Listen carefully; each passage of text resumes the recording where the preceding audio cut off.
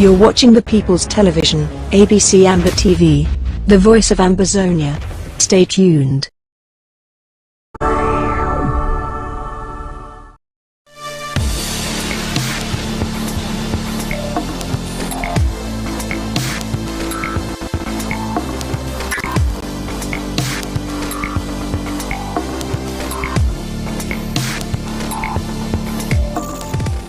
Get trained as an IT professional from the comfort of your home.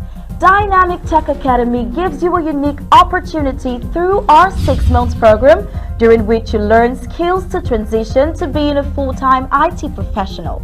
Over 80% of our students have no prior IT background, yet the vast majority of them land jobs a month after they start applying. Our ultimate goal is to reach 100% student placement, so we work with every student until he or she gets a job. Upon successful completion of the course, we will give you a resume, interview preps, one-on-one coaching from experienced instructors, and job placement assistance. Within this course, you get more than 300 hours of theories combined with real-world applications and practical skills you can apply on day one on your job. At the end of the program, our students can be certified as Red Hat Systems Administrator, AWS Cloud Engineer, AWS Security Specialist. Visit our website at www.dynamictechacademy.com to register.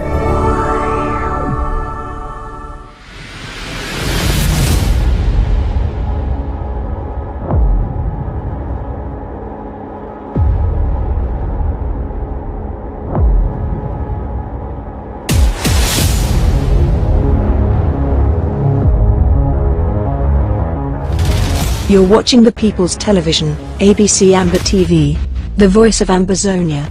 Stay tuned.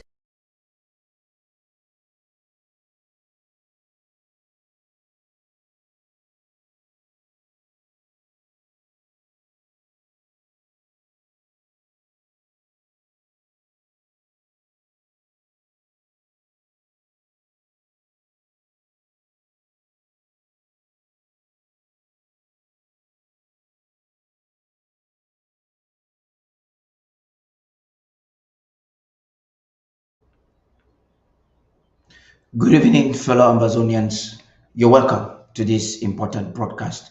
Last week, Saturday, we started a very sensitive but very imperative discussion on this platform, escalating our talks on self-defense and also on diplomacy. And as you have seen on our caption or with our caption, we will be examining in depth of the USA Southern Cameroon's diplomatic nexus. It is sensitive, but it is imperative. Looking into the dynamics of the international community, there is war between the United States of America and Russia in the Black Sea. The West is on the side of Ukraine. Recently, we've seen Pakistan also making moves to gain some respect from the West by trying to show some form of support to Ukraine. We are having China making attempts to provide a resolution to the war. So it's a fight against the titans. It's a war between war powers or power mongers struggling to create friends, making relationships, economic partnerships, and so on and so forth. And it would appear that that does not only limit in the West or in the East, it has extended into Africa. Why France is losing their ties in Africa, we're getting Russia escalating their game, creating new friendship. The Republic of Cameroon, La République du Cameroon, has made a move towards Russia or has escalated their move towards Russia, and that is of great concern to the peoples of Ambazonia. The debate is wide. There are some who feel that the Federal Republic of Ambazonia should not worry, and that others will think, oh, we need to be keen, we need to observe this and choose our side and make a determination as to what we hope to do during this critical time of war. What is really the game plan of Russia in Africa is a question some of you would like to know vis-a-vis the war in the Cameroons. I'm talking about the ongoing genocide in Ambazonia. While we wait for our panelists to come for us to examine this discussion, I want you to watch a brief report from Diwali News House in Germany examining Russia's ties to Africa. And right after that, we will kickstart our discussion for tonight. Stay tuned. Wrapping up a 5-day visit to the African continent. The Russian foreign minister's trip came as Moscow tries to find new allies amid growing isolation from the West. I think that Sergei Lavrov wants to show that Russia's post-Western foreign policy is really taking off. And he views the Russian-African partnership as some kind of alliance against the American and European efforts to preserve a unipolar order. Russia has been condemned by Europe and a lot of countries, and there is a need for Russia to continue to present itself to a domestic audience as legitimate, that it still has friends in the world. Back in March, only about half of the 54 African countries supported a UN resolution calling for Russian troops to withdraw from Ukraine. There's a large number who feel like, number one, that punishing Russia with sanctions is actually exacerbating the problem, and that neutrality is the path to supporting a diplomatic solution. Number two, this is not necessarily our fight, like European countries, Western countries. So most African countries are looking at all means, using all means possible to balance the relationships that they have. So what we have here is not so much that Russia has been successful in convincing Africans about this, or that Europe has not been successful. It's just that African countries weighing their interests are taking a rational decision based on that. And in this case, that decision means we're not going to antagonize the Russians. We're not going to condemn the Russians en masse. Lavrov's trip began in Egypt, a country that did vote in favor of the UN resolution, but has nevertheless maintained close business ties with Russia. Just days ago, Russia's state-owned atomic energy giant Rosatom began constructing Egypt's first nuclear power plant. Specifically, in Egypt, Russia is looking for closer relations with the Arab League via Egypt, and also to make sure the El Daban nuclear reactor and the Suez Canal Industrial Zone projects remain spinning. Grain exports were also high up on Lavrov's agenda in Egypt. The country imported 80% of its wheat from Russia and Ukraine last year. Lavrov offered reassurances over Russian deliveries amid uncertainty over a deal to resume Ukrainian exports from the Black Sea. While visiting the Republic of Congo, Uganda, and Ethiopia, Lavrov's focus shifted onto a different Russian export: weapons. So I think outside of Egypt, especially the countries south of the Sahara, their staples are not really, based on wheat.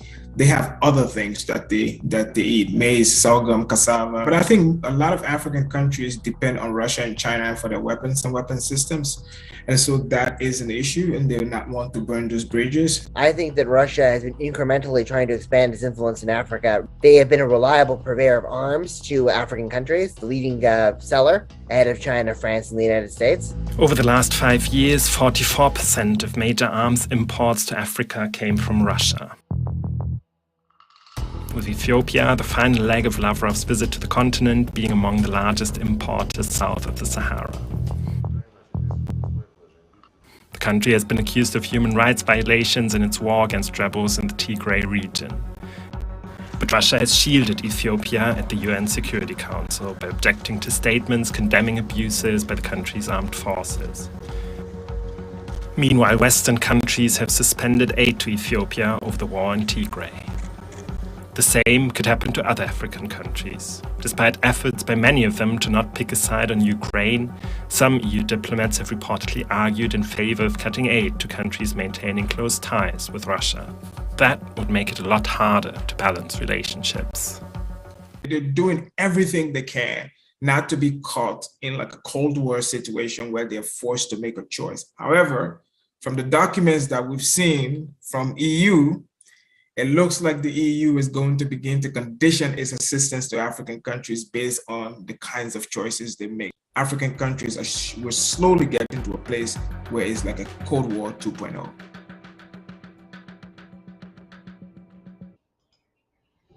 Okay, we just heard the concluding statement there.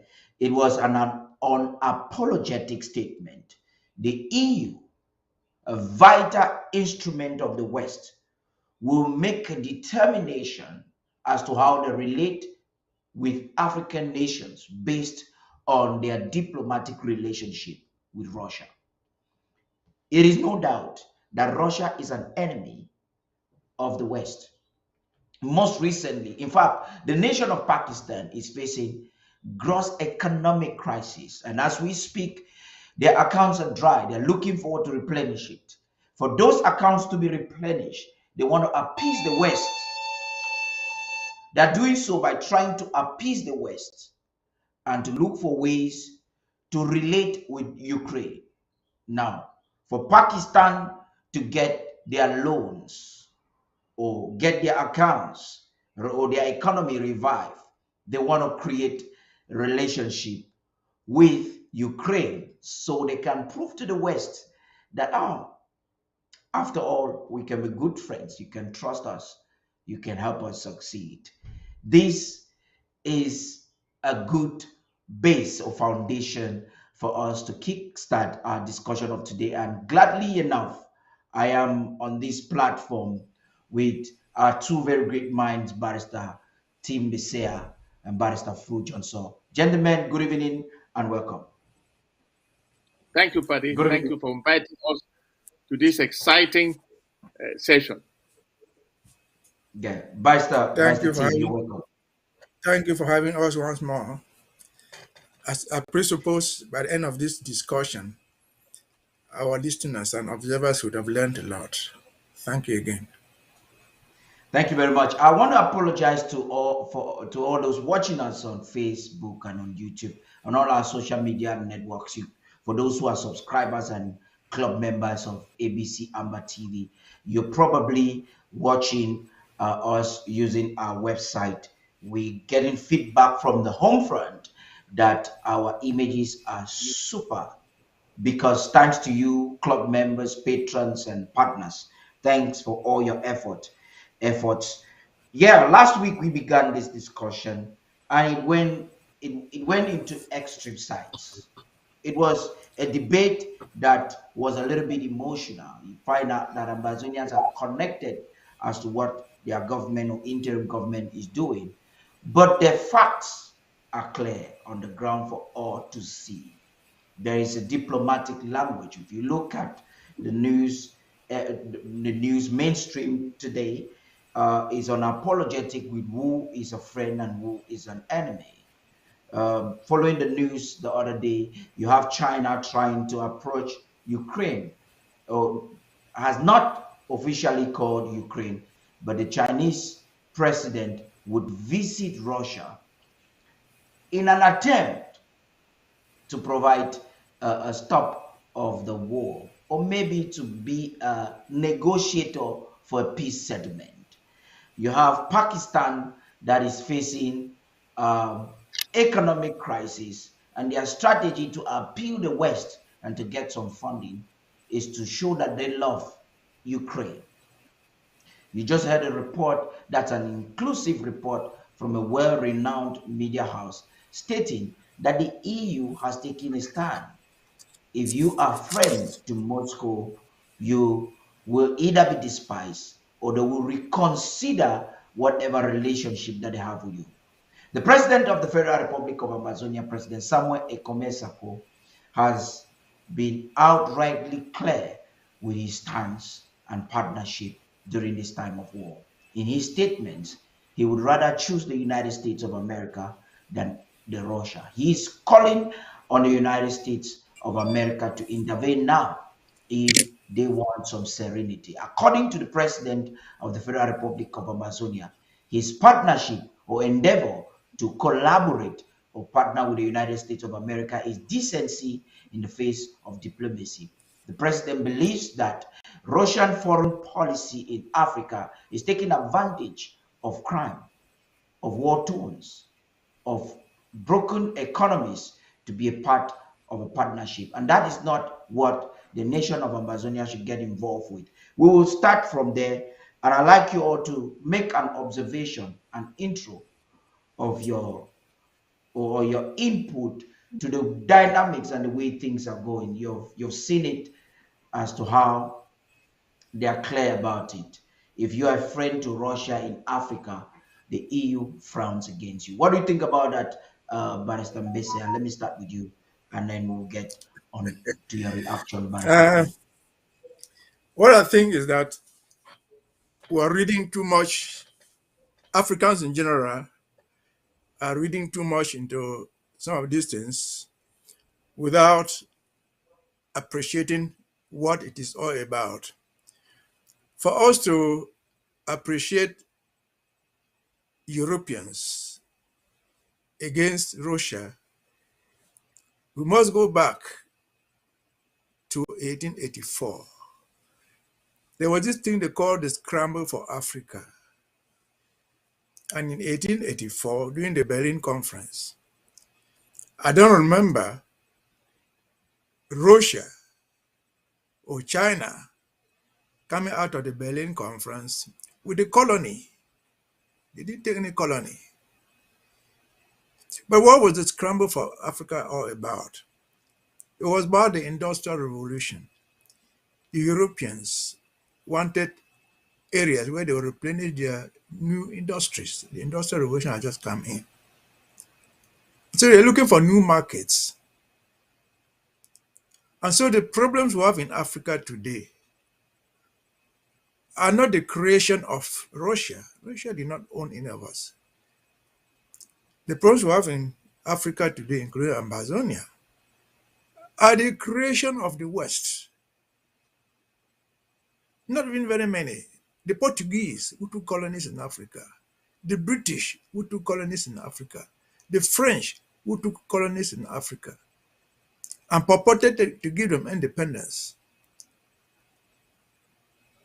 and held to them even after they purported to give them independence. The Russians did not do anything. The Chinese did not do anything. And so where is the problem today? Since the 1960s, when most of African countries had independence, the Russians were there.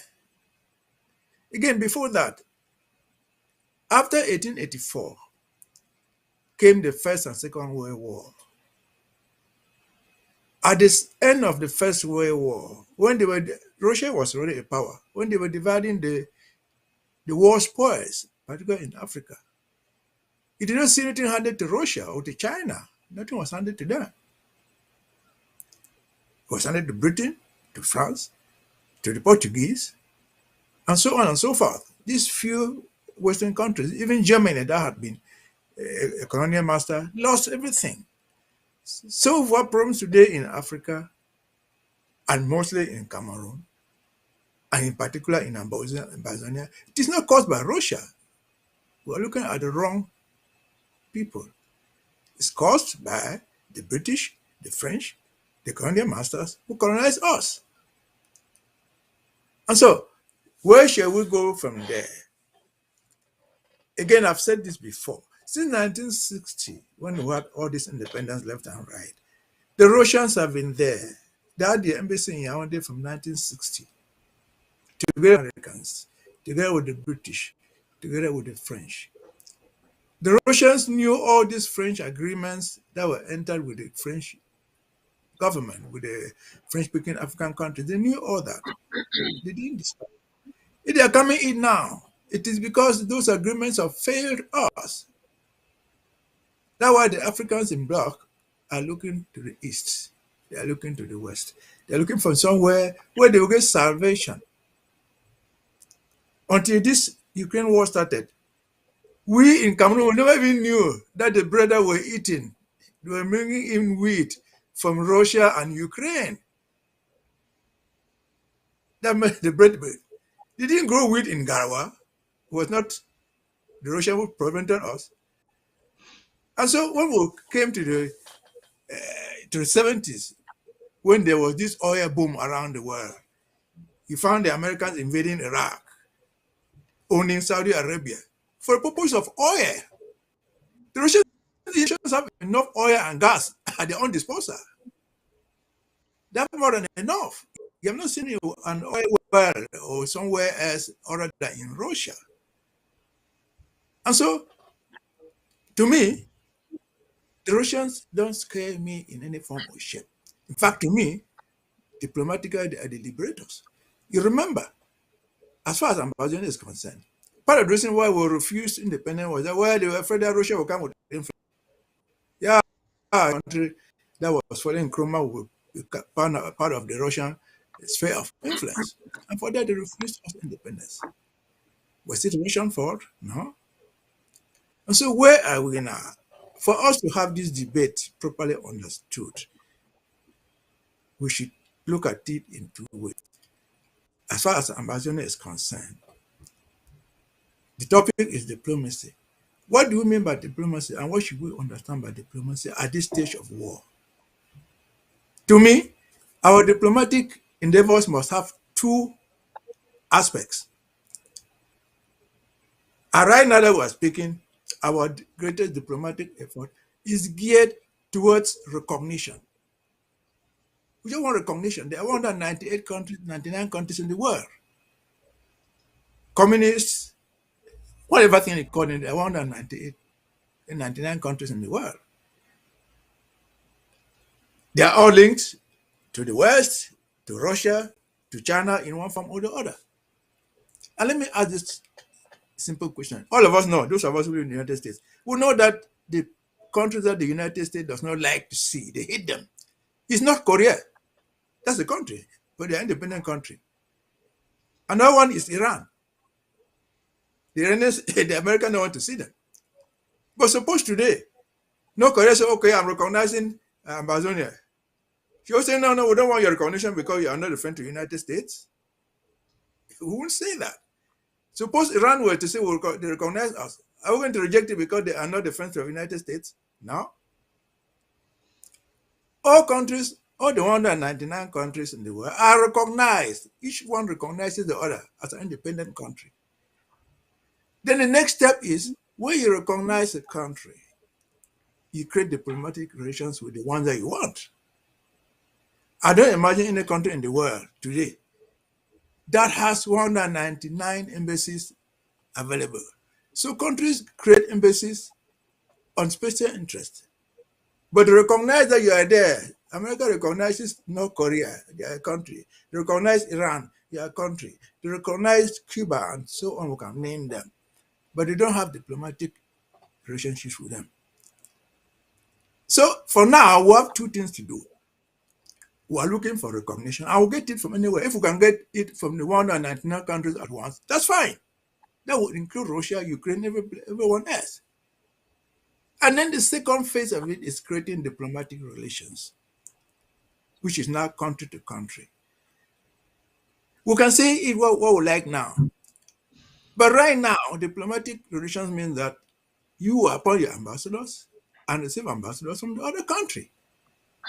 Now with the government in Israel, no government in Israel has ever appointed ambassadors. Our interim constitution says this. This IG, we will get to Boya. We have 3 years to organize elections and put in government structures. At that time, the government that should have been put in place, elected in Boya, shall create diplomatic relations with individual countries. Do I know the countries that they will give it as a priority? I don't know. But I don't think that those who get power in Boya, if I didn't were dead or I say alive, they are not going to forget. They are not going to stop. Let me land. They're not going to I think forget. But I think we're going to get into that. Oh, I think we're going to get so into that's that phase. We're going to get into that phase of post arrival in Boya and how it's going to happen. But the way we treat as a nation on exile or a government on exile, it's wrong for me to say a nation on exile. Our national territory has just been The invaded. government in exile. Yes, a government in exile. Yes. I want to come to you, Barrister Flo, perhaps to react and to react also. Do you think that in our endeavor, which is rightly stated by your learned colleague Barrister Mbesa, in our endeavor to seek recognition, we need to exercise some form of caution the way we tread? Barrister Flo, please. Paddy, thank you for giving me the floor. Before we came on, I watched Putin's arrival in South Africa.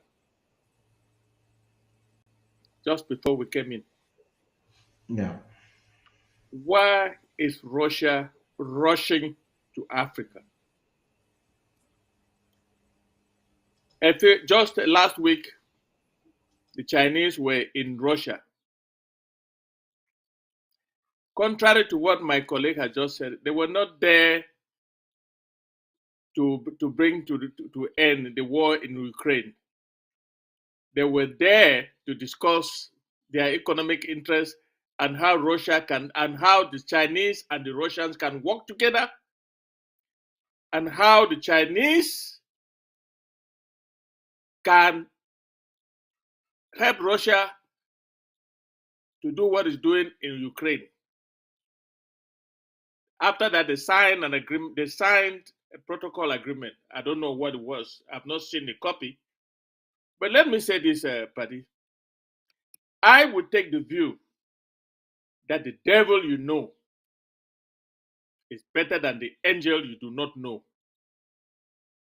Quite correctly, in 1884, the Russians left Berlin without colonizing any country. That is correct. And were they in a position to colonize any country, it was then the USSR. I'm not sure. The Chinese were nothing in 1884. The Chinese just emerged in recent history. This world, like I said before, is being governed by two poles, two powers, the West and the East. Russia invaded Ukraine. La République du Cameroon, through France, invaded southern Cameroon's Ambazonian. What is the difference? To me, there's no difference.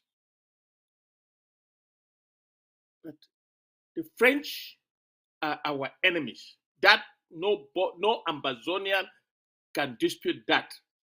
But I will not classify the French, I will not be an enemy to the French and condemn the West. Because, like I asked last time, we are at war. We are a government in exile. And we have been given an opportunity to run our government right here in the West. The only superpower known today, we are there enjoying freedom. And we can talk, we can do certain things without violating the law, but we can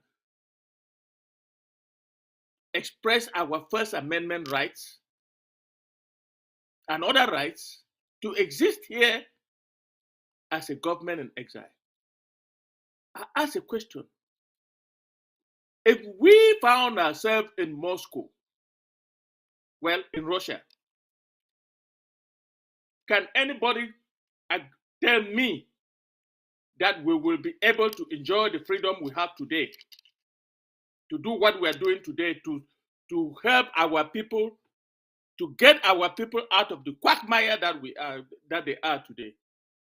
The invasion by La République du Cameroon through France.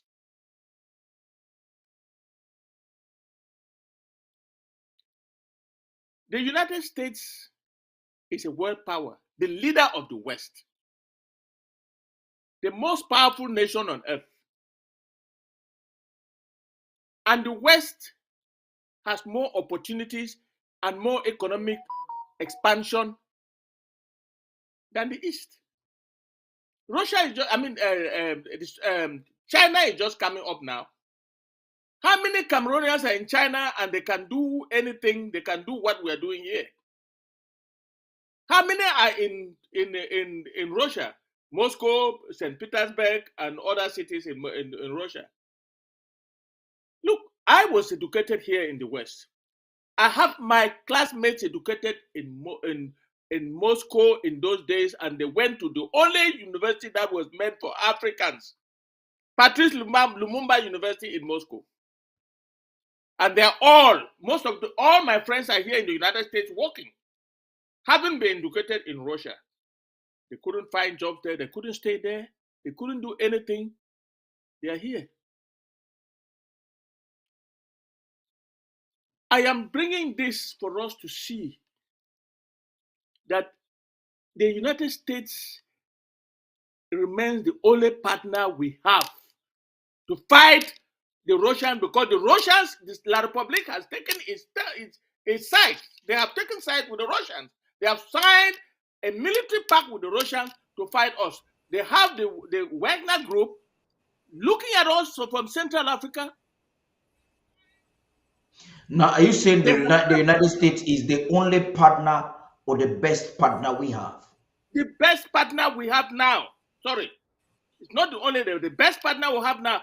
If you look at the situation, our situation in Central Africa, vis-a-vis La République du Cameroon. La République signed a military pact with Russia. They have chosen Russia. La République is getting ready to sign, if they have not already done so, with the Wagner mercenaries in Central Africa to fight us. And we can only be stupid to think that we will go to Russia and Russia will be of any help to us after all what they have, after all the agreements they have entered with La République du Cameroon, which is our enemy. So my submission is this. We have to, I am with the president on this one. We are calling on the United States because the Gulf of Guinea, which is found in our territory, is one of the most important economic hubs in the African continent, the world economic hub in the African continent. That Gulf of Guinea contains more than 25% of the world's oil deposits. I read that in the Economic Journal. And if the Russians, if they get hold of that, I want to inform us, Paddy, the Russians have, you know those who are drilling oil in the Gulf of Guinea the most now? They're the Russians.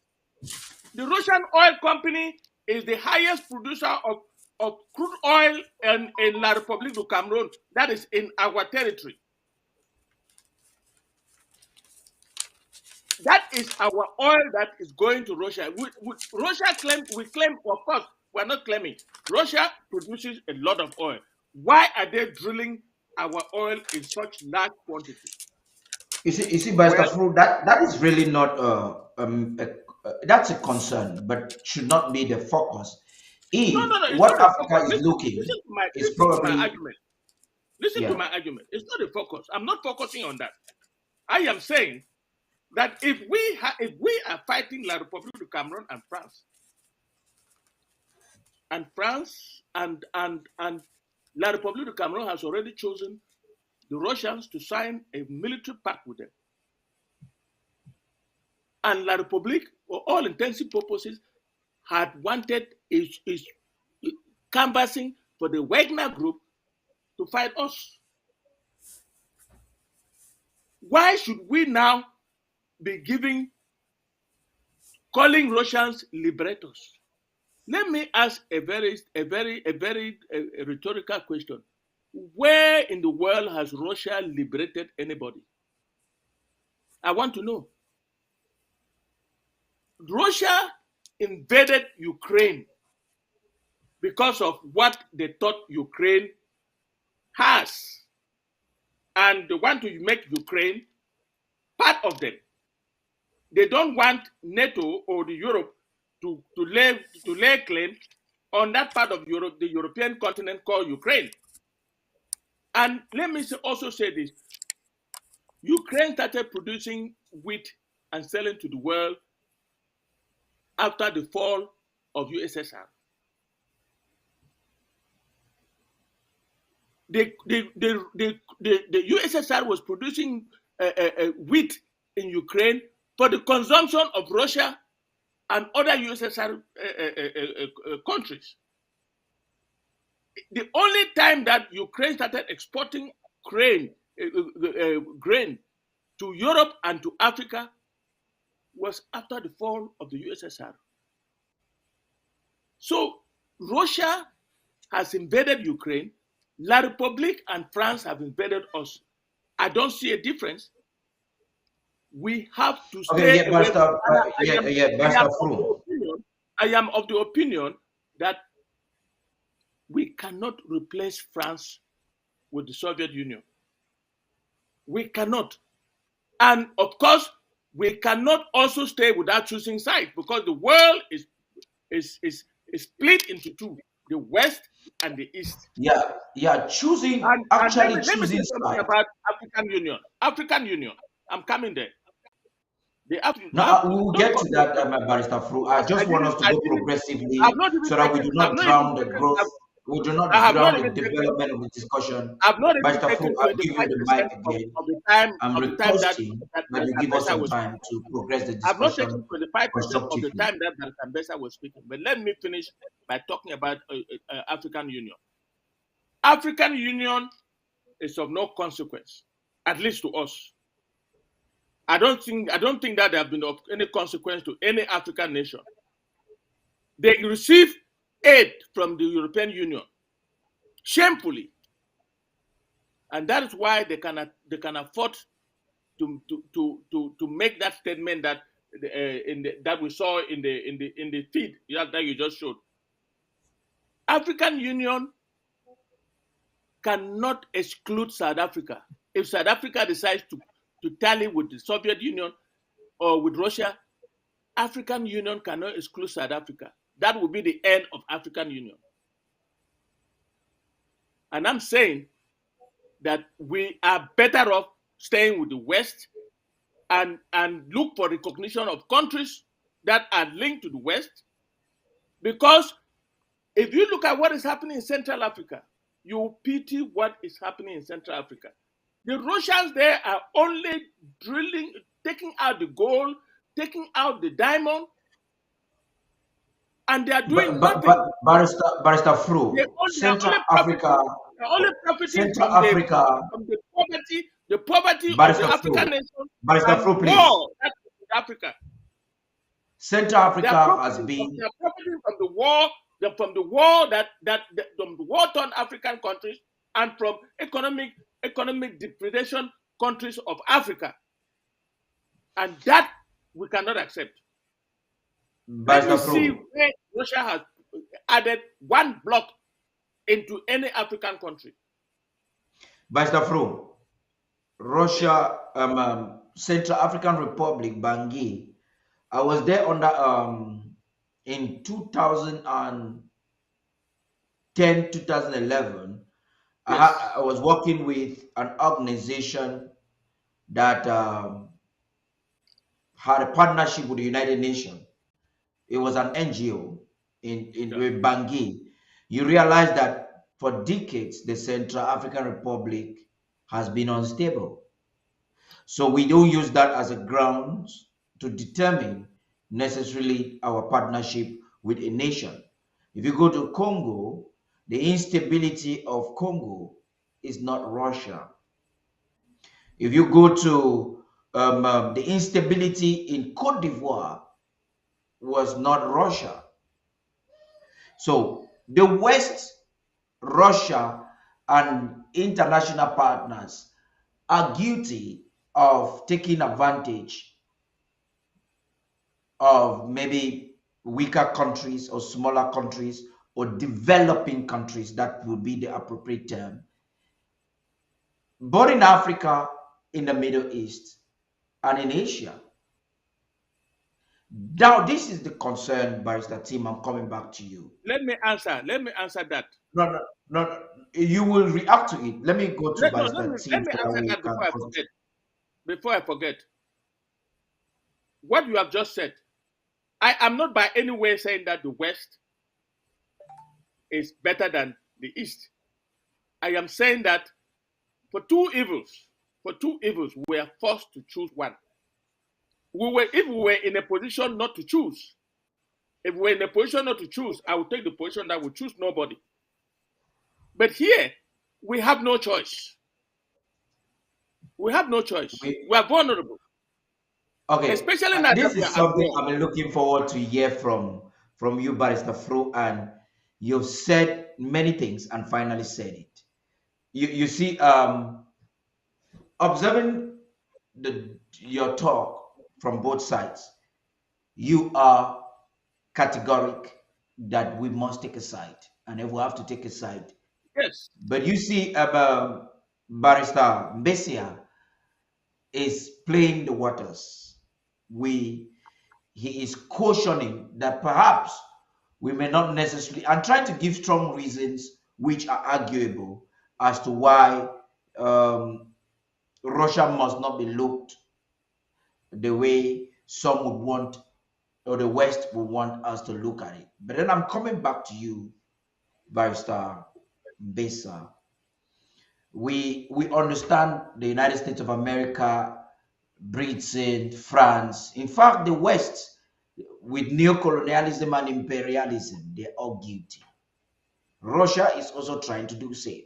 But if you look at what we call human rights, the way Russia behaves currently with other nations, and we are in a position whereby we have to choose. You have also brought in an argument which I want to debunk that argument before you bring it again. You said the interim constitution, when we get to Boya, we'll have to make friends. During this time of war, and with recognition, you also have to make friends. I bring this question back to you. In our endeavor to make friends, or to seek for recognition, do you think that we'll have to consider our friends based on their comportment in the scene of diplomacy, global scene of diplomacy? Bastard Besia, please. Is it over to me now? Yes. Unless you forget so soon, a month or 3 weeks ago, what is discussion here about diplomacy and recognition? And we went back home with the lesson. For diplomacy, we have no particular choice. All doors are open. We'll hit at all the doors of the nations of the world. Unless we're coming back on that. And as he said this, we're confusing two things. And let me just clarify this for Mr. Ansel to understand. The invasion of Ukraine must sound so bad, and it is. But that's not the first case of invasion of a country. America is not a good example of telling people not to invade others. Not 15 years ago, America invaded Iraq and occupied it. And they have the largest embassy in the world in Iraq. That was an invasion. And they've done so before. But that's not where we are. I've tried to explain that at this time of the struggle, there are two things we are trying to do. Our diplomacy must focus on two things. Recognition first, and establishment of the embassies and diplomatic relations next. That's how it is done all over the world. Even in Yaoundé, with all this chunk of embassies, all the embassies in Yaoundé don't have the same weight. The French embassy is probably stronger than the Central African embassy in Yaoundé, and vice versa. So we make our selective choices when we make diplomatic relations at ambassadorial level. We Pastor develop a great Mbesa, embassy. since we're having a discussion, I'll interrupt you a little bit so that you are still the one with the mic. I'll interrupt you just a little bit so that we can help my understanding and even the understanding of our viewers home and abroad. This is the concern right here. All doors are open. These are your words. All doors are open. But if we are placed in a position where we've got to take a side to build confidence with those we feel are pipers. Now, there's a good example that was brought up by Barrister Fro on how, or when that is related to human rights issues. We have the United States of America is among the countries, in fact, is the highest country that is helping millions or hundreds of thousands of Ambazonians, both home and abroad. I know of a project that they are helping Ambazonians even in Nigeria and other parts of the world. We have not as much as seen Russia provided any form of assistance to our refugees.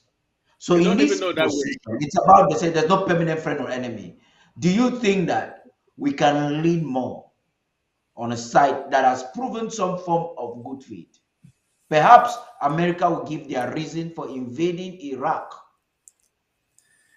that because they are fighting terrorism. We're talking about the fact that we are not considered terrorists in the United States of America. And so the U.S. military sees no reason to use that pretext to invade our Paddy, let me help you. There are many things that we don't understand.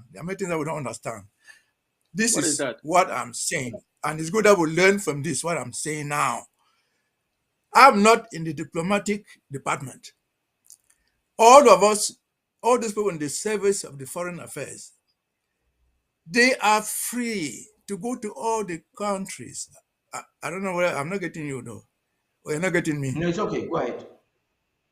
I'm saying, I didn't say that we don't make friends until we get to Boya. No, I didn't say that. I said that the creation of diplomatic relations, concrete diplomatic relations with the appointment of ambassadors, will be done when we have a government established in Boya. And I had said, if you didn't get me, I said, when we get to that level, those who will be in the government, if we're lucky to still be there, they are not going to forget those who helped us during the struggle for independence. So the type of diplomatic relations they create with each country is different. And I was saying that you're getting out of the whole thing because you don't want us to sit here and tell those people in the foreign department, say, no, don't go and talk to Ukraine. Don't go and talk to Russia. Don't go and talk to France. No, we're not going to do that here. As a policy, they should go to everywhere where they can. When you go to a country diplomatically, you discuss with the diplomat. They may put conditions that you don't even want, and then that ends there. Are you frozen? Mr. Prove be patient. Are you frozen? No, right. I'm not frozen. Yeah, I've said, because I saw you looking frozen. When we create diplomatic relations, that is creating embassies. They are not the same. The American embassy in Ambazonia is probably going to be supreme. It's not going to be the same like the French embassy, if there's one there. It's not going to be the same like the Nigerian embassy. And so, but those are things that are done diplomatically. They are not done on social media, public debates as we are doing here. Those people who are in the foreign service, in a foreign department, as I was saying, are free to go knock the 199 doors of all the countries in the world for recognition. That's their liberty. We're not going to say and tell you, well, because there's human rights violation in China or in Ukraine, wherever, we're not going to know. We're going to go there and knock their doors. If they receive and say, well, we'll give you recognition, so be it. You know, I interrupted Barrister 3 times. Maybe I should let me finish. When we get to Booyah, let me second and last time. Yeah, no, No, you're we'll coming, get to you're, Boya and I will establish. help you to come clear so that we can go. Let me interrupt you the second time so that by the time you're speaking for the last time now before we go to Barrister Flo, it will be a balance. Now, Then this when is the you come to point. Barrister Pro, you cut it short. No, it is not short. I'm calculating the time. You can, my audience can testify that you all are talking extensively. Now, this is the concern. This is the concern, Barrister Mbese. At every time in diplomacy, I'm a student. I'm your student as well. You know that. At every time in history, where during critical times, nations have made new friends, nations have taken sides. If I understand you very well, you're saying that it's either Ambazonia is not right to take sides or to No, no, no, prioritize no, no, their choice. no. You're putting your words into my mouth. Okay, what You're are trying your to put words? your Be words into specific my so mouth. we can get it clearly. I thought you got me clear. I've said this thing 1,000,000 times right here. I have said at this stage of our struggle, our immediate concern is recognition. And for that purpose of Now, recognition, in that attempt of recognition, can't we determine sides of those we partner no, with? no, for me, I say no. Okay, that is the point I That's wanted my you to be position. clear with.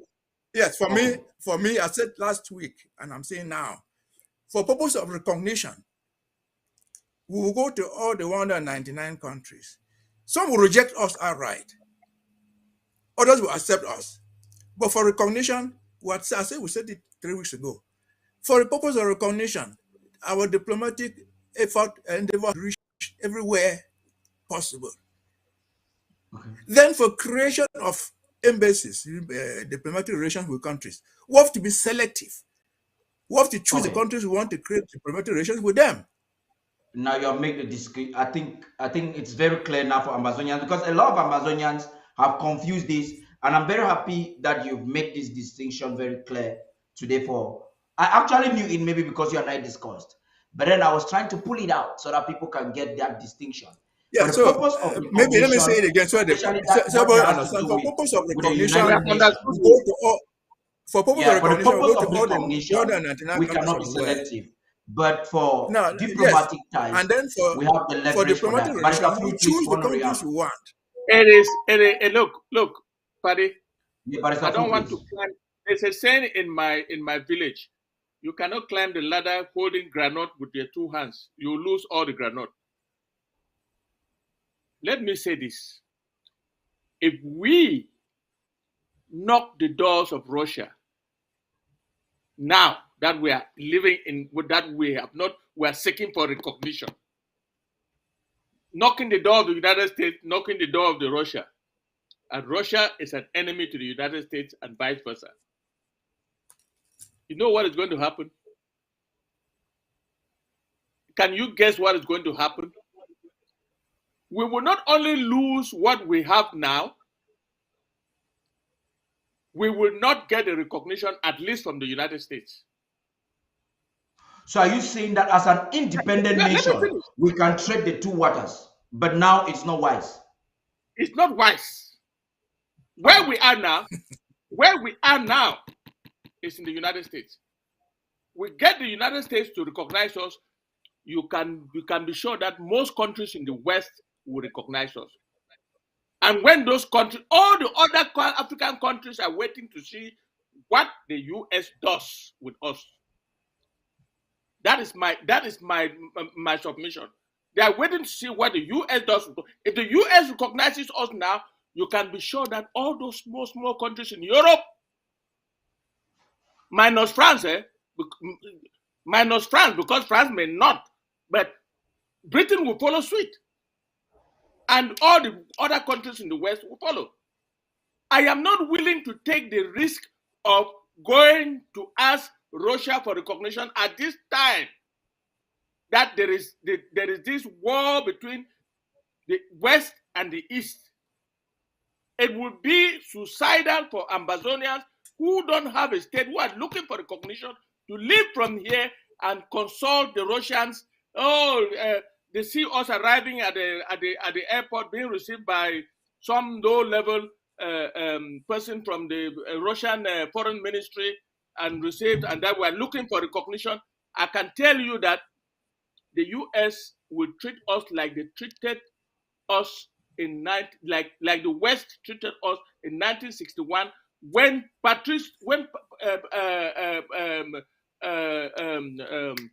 this guy of Ghana, the president of Ghana, Kwame Nkrumah, Nkrumah? Kwame Nkrumah visited us in Tico, and that caused the West to ignore us, to make sure that we are not taken by the West. That was Cold War. Now, when was this? This is the same period we are facing. There is a Cold War now that is not it's raging. At least the war between Russia and Ukraine has created a new world order, a Cold War, and we have to know how to choose our friends now. Tomorrow, when we get to Boya and we establish a state, we are now a free nation in the world. We are now recognized by the UN, and we can seek for diplomatic relations with whoever we want. For now, we don't have that liberty, and if we do, we will lose. Either we lose all, or we gain Russia, and we lose the West, the leader of the West, and we'll have nothing.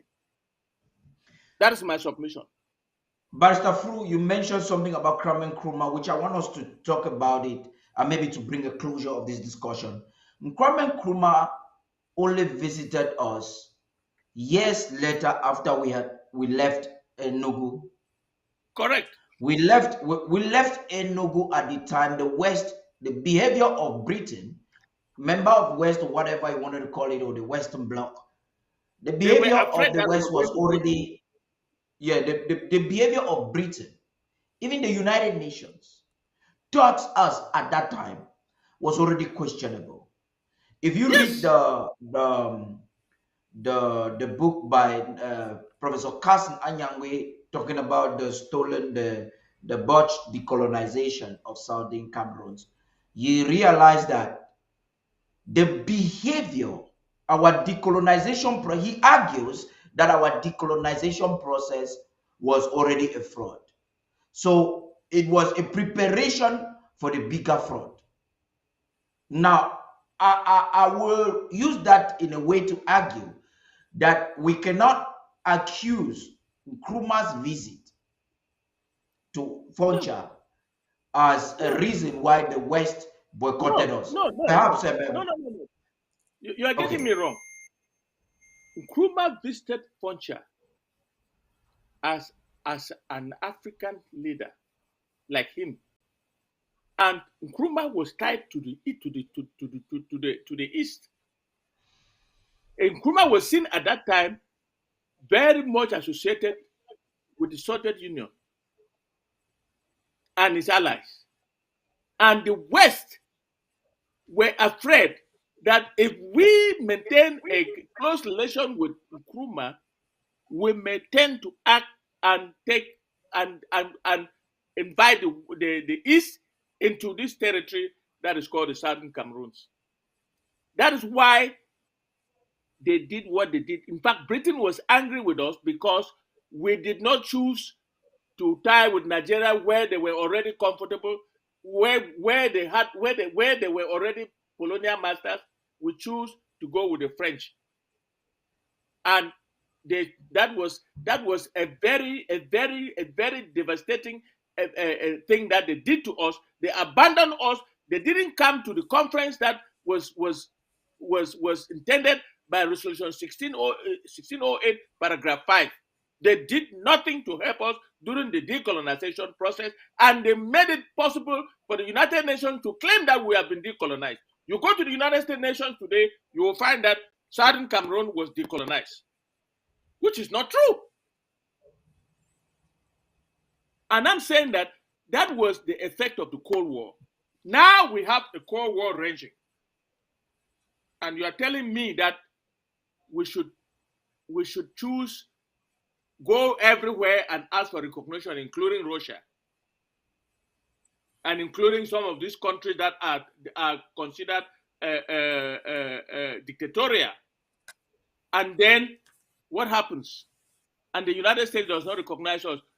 You think that Europe will recognize us if the United States does not recognize us? I said no, they will not. They will not. And we have so many countries in Europe, small countries in Europe that are waiting to give us that recognition. If the United States comes out and said, because I voted for the independence of the Southern Cameroon in Resolution 1608, I hereby recognize the state of the Southern Cameroon. You will see how many countries will recognize us. But if we take the risk of going to Russia and the United States is aware that we are working with the Russians, I can tell you that it's like you are climbing a ladder with your two hands and you lose all. Barrister, I want us to transition to the next level of our discussion, but I want you, Barrister, basically to react to this Nkrumah's visit to Saudi Cameroon at the time of that. Let me just say this. We don't need to revisit all that history. Let me tell you why I think this open policy at this stage is absolutely important. This open policy at the stage of recognition is very important. And this is why Basanso has mentioned something called the United Nations. It's good for us to know that when we get independence, our next focus is to become members of the United Nations. And being admitted to the membership of the United Nations passes through two stages. The first stage is voted by the General Assembly of the member states, let me say the 199 countries. The second stage is the most difficult one, is that it must be approved by the Security Council, where there's a veto of 5 members. And this is one glaring example. If you didn't know, they go and read this. In the 1990s, when Madeleine Albright was Secretary of State under Bill Clinton, Kosovo, she came from there. They supported Kosovo for the independence. They bombarded Yugoslavia and all those places and freed Kosovo from them. According to the United States, Kosovo is an independent country. But guess what? Kosovo is not a member of the United Nations. Why? The Russians veto their admission into the United Nations. So this open diplomatic policy helps us in the long run. Again, Ukraine is fighting a war with Russia. Americans are supporting Ukraine. Nobody doubts that. But ask yourself the question: why is America? NATO, all of Europe. Let me finish now. Let me finish my point, sir. They are supporting, but ask yourself this question: why is the US that you and me live in here? Why are they passing through most of the things through France? Do you believe for a moment that the US will close the Russian embassy in the United States? That's how diplomacy works. America of all, they have all the weapons in the world. But they are going to Germany, going to France, supply this. They're not doing it themselves. Is it because they lack them? No. They want to have a diplomatic leverage with the so-called with Russia. It's not a thing that you just ignore them and think that you will just, well, for me, and I say this, I still affirm that our diplomatic openings, approaches for recognition should be open. And those people who are doing it will go to different countries. Some countries will reject you. That's well known. Because even when you come to the United Nations, everybody will vote for you anyway. If you go to France, one thing I appreciate in the fact is we all agree that in terms of recognition, we may need to be much more open. The open policy Yes. is favorite. But when it Not comes to the to east. friendship, we've got to tread with some caution Yeah, friendship is what we because establish that could embassy. create We some choose our own friends. discrepancies. I Yeah, disagree. yeah. Because even the United States of America is doing that in their diplomatic policy or foreign policy that you have just mentioned right here. We're going to discuss three more things before we conclude our discussion. We're going to talk about France, their involvement And I in disagree a our little bit. homeland, which is And I very disagree a little bit. important. And Then and one we'll sentence, also, you want to disagree one on sentence that? of, Okay, please, one sentence of please, disagreement. please. Yes, that's true. Go ahead. If you look at the votes that have taken place in the United Nations General Assembly recently, 141 countries voted against Russia. Mm-hmm. A few countries abstained, and 5 or 6 countries voted against. If we And go which to are the these United countries? Because I just want you to enumerate some of these countries Yeah, there so are that countries. it will help the next phase of our discussion. There are countries that generally hate the United States, Venezuela, and North Korea, and so on. Let me tell you, the United States still controls the vote at the General Assembly, and that is the most important vote for recognition of any country. The Security Council vote is not binding on the recognition of any country that will exist as a member of the United Nations. I disagree with that analysis. No, you're wrong, These sir. are It is strong bad. arguments. These are And if No, that was these the are case, strong arguments. if that was the case, many countries will not have had recognition because of this divide between the East and the West. Yeah, these are I strong am saying that arguments. Which the important vote for recognition to be admitted as members of the United Nations is the General Assembly. And if you look at the votes, since the invasion of Ukraine, you look at the votes are largely in favor of the West.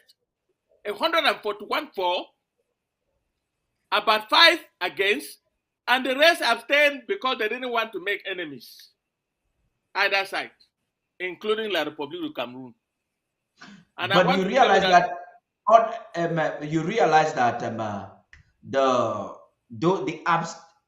those who abstained also made a statement, and I was following some of the news outlets the other day.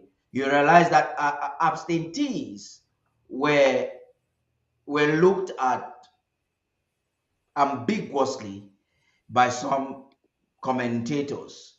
Well, for us to conclude this phase, the next phase of our discussion actually has a direct link to what we are discussing now. This is a report by Voice of America 1 year ago examining Russian ties or escalation to make new friendship and relationship in Africa. Perhaps this will help us to learn something. Right after that, we'll get into French involvement, the France CFA, and some of the strategies that we need to employ in our diplomatic endeavors to win this war. Stay tuned. Waved in Burkina Faso's capital following January's military coup in the West African nation. A statue unveiled in the Central African Republic last fall shows local soldiers backed by Russian fighters protecting civilians. Those are the more obvious symbols of Russia's resurgent presence on the continent. Africa is a foreign policy priority, Russian President Vladimir Putin said at the first Russia-Africa summit of political and business leaders in 2019. It was agreed at the summit to create a new mechanism for dialogue in the form of a Russia-Africa partnership. A second summit is planned for St. Petersburg in October. The first, at the Black Sea resort town of Sochi, generated diplomatic agreements and billions of dollars worth of deals for arms, agriculture, energy, and more, said organizer Ross Congress Foundation. Moscow has been building new ties and refreshing alliances forged during the Cold War, when the former Soviet Union supported socialist movements across Africa. After the Soviet Union's collapse in 1991, it largely withdrew from the continent. Russia's overtures in recent years offer cooperation without the political or other conditions imposed by Western countries, Putin has said. Russia provides, as did the Soviet Union before, an alternative vision for African nations. And if there is one common feature between what the Russians are doing now and what the Soviets used to do, it's this common anti-Western critique. The spread of militant Islamist extremism and other violence in Africa has created more openings for Russia's military. In Mali, so has the planned drawdown of troops by France, Mali's former colonial ruler and partner in the fight against jihadists for nearly a decade. Private military contractors also are helping advance Moscow's agendas in Africa, Western observers say. These include fighters in the shadowy Wagner group, allegedly controlled by Putin associate Yevgeny Prigozhin. Putin has denied any connection with the group. It is not the state. It is private business with private interests tied to extracting energy resources, including various resources like gold or precious stones. The United Nations is investigating reports of grave human rights abuses in the Central African Republic, allegedly committed by private military personnel.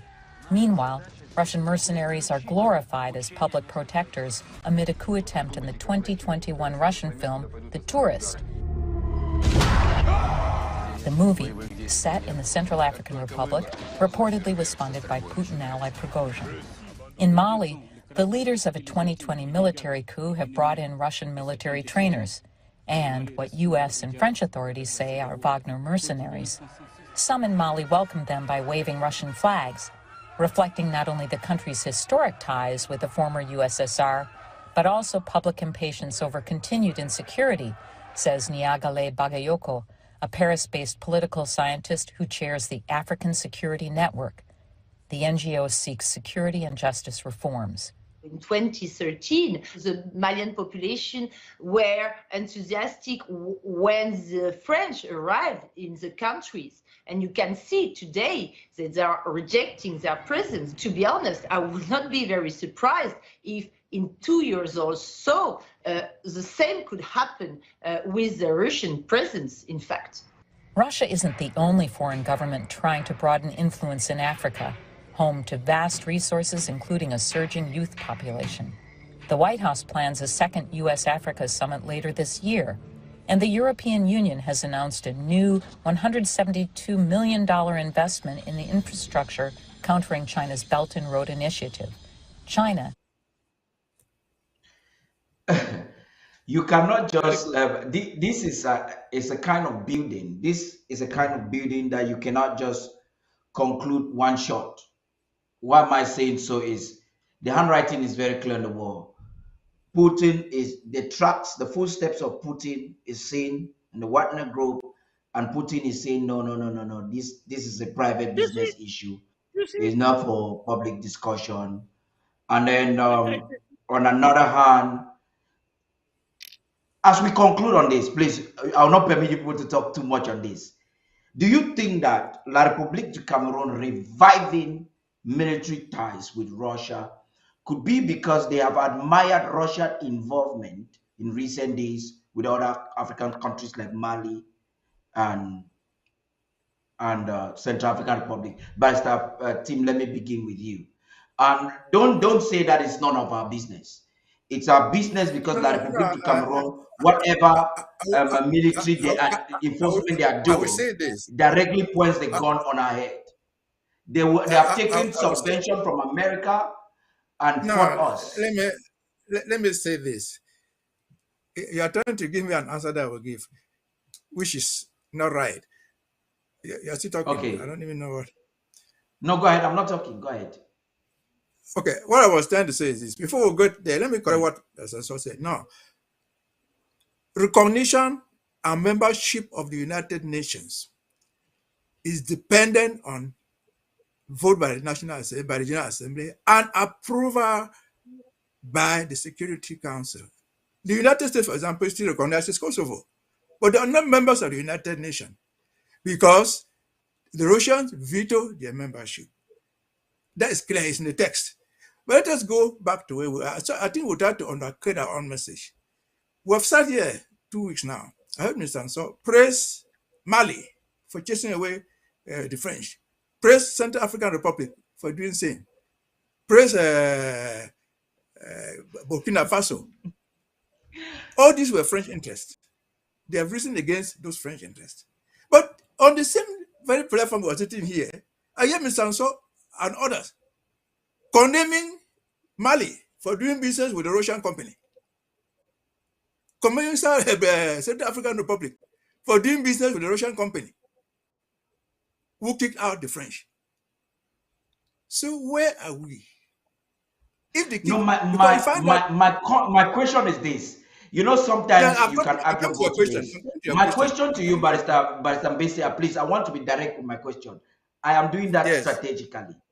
My question is, do you think that La République du Cameroon's enthusiasm or desire to revive their military ties with Russia could be inspired by the recent venture of Russia in Africa? Do you think that that could be the case? Yes, what I was trying to say is this.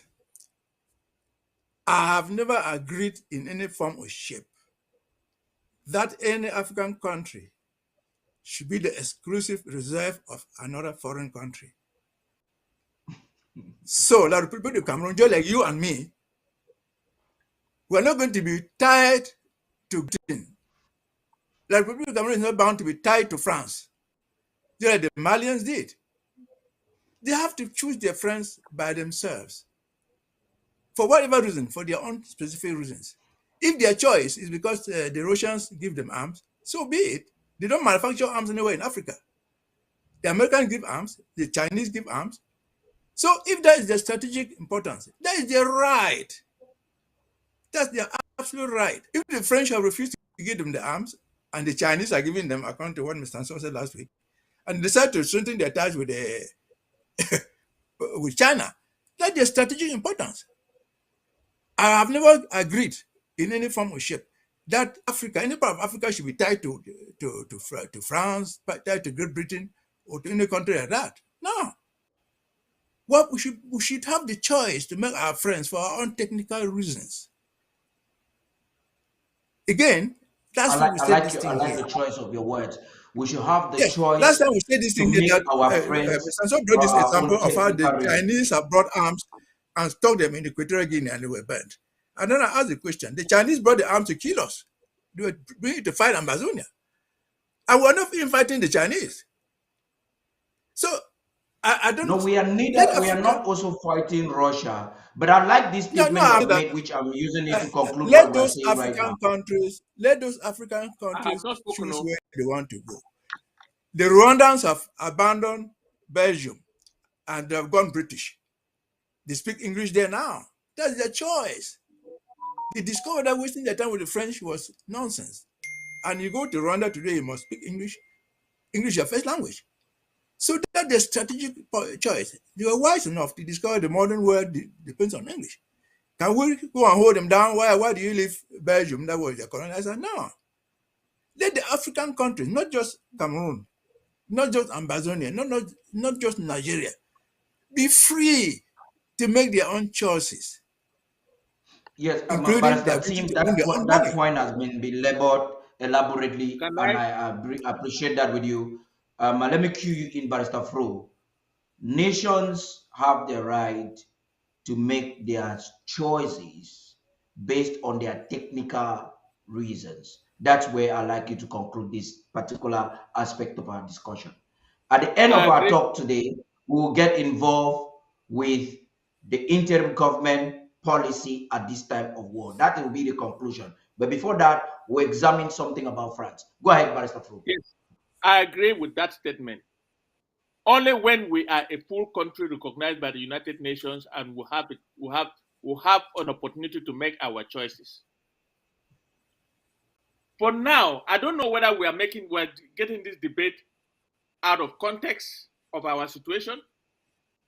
We are not yet a country. We are a government in exile.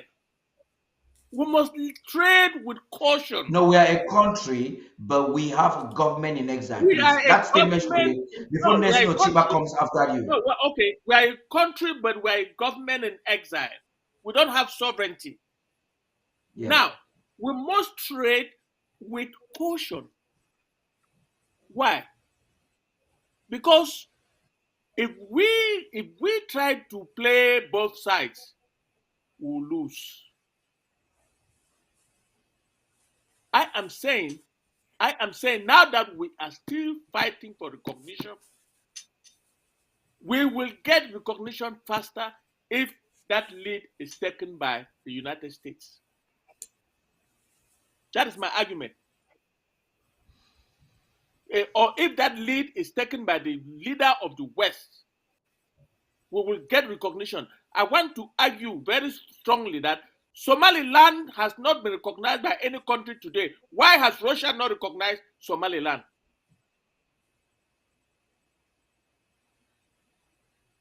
Let's not get away out of our present context and go to we're talking like a nation that is free under the United Nations to choose its friends. No. I would agree with that statement only if we become a country and we are now looking for our friends. We can choose anybody. So according to you, Barrister Fru, our choices are kind of limited. Our interest, depending upon our interest, we can choose anybody. But for now that we are still looking for recognition, I would argue very vehemently. I'm not by any way asking us to go and declare Russia and the East enemies. No, by no means. We just remain quiet and unattached until when we have our own independence, and we will act then. We remain quiet, unattached until we have our independence, but we can now make our friends with those we think. No, we have independence already. Until we have our sovereignty. Until we have our sovereignty. Until we have our sovereignty, now we can now pick and choose our friends. And I would argue that Russia will not reject us because Russia is already doing business on our land. Okay. They will not go to the Security Council and vote against us when we have said nothing evil about them. All I'm saying is that we need the leader of the free world to recognize us for us to get to where we want to go. So it's a means to an end. It is a means to an end.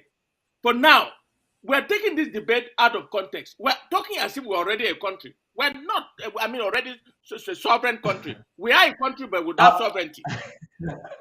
Yes. Now, I appreciate the smartness of the both of you. The both of you have avoided a question I asked, and I understand why. I don't even want you to answer the question again. And this question was this. Do you think that La République du Cameroon's behavior now and reinforcement or military enforcement with Russia has been inspired by the Russian foreign policy in manifesto? I will answer it now. Yes. Let me answer it. Listen, the French colonization of Africa after the First World War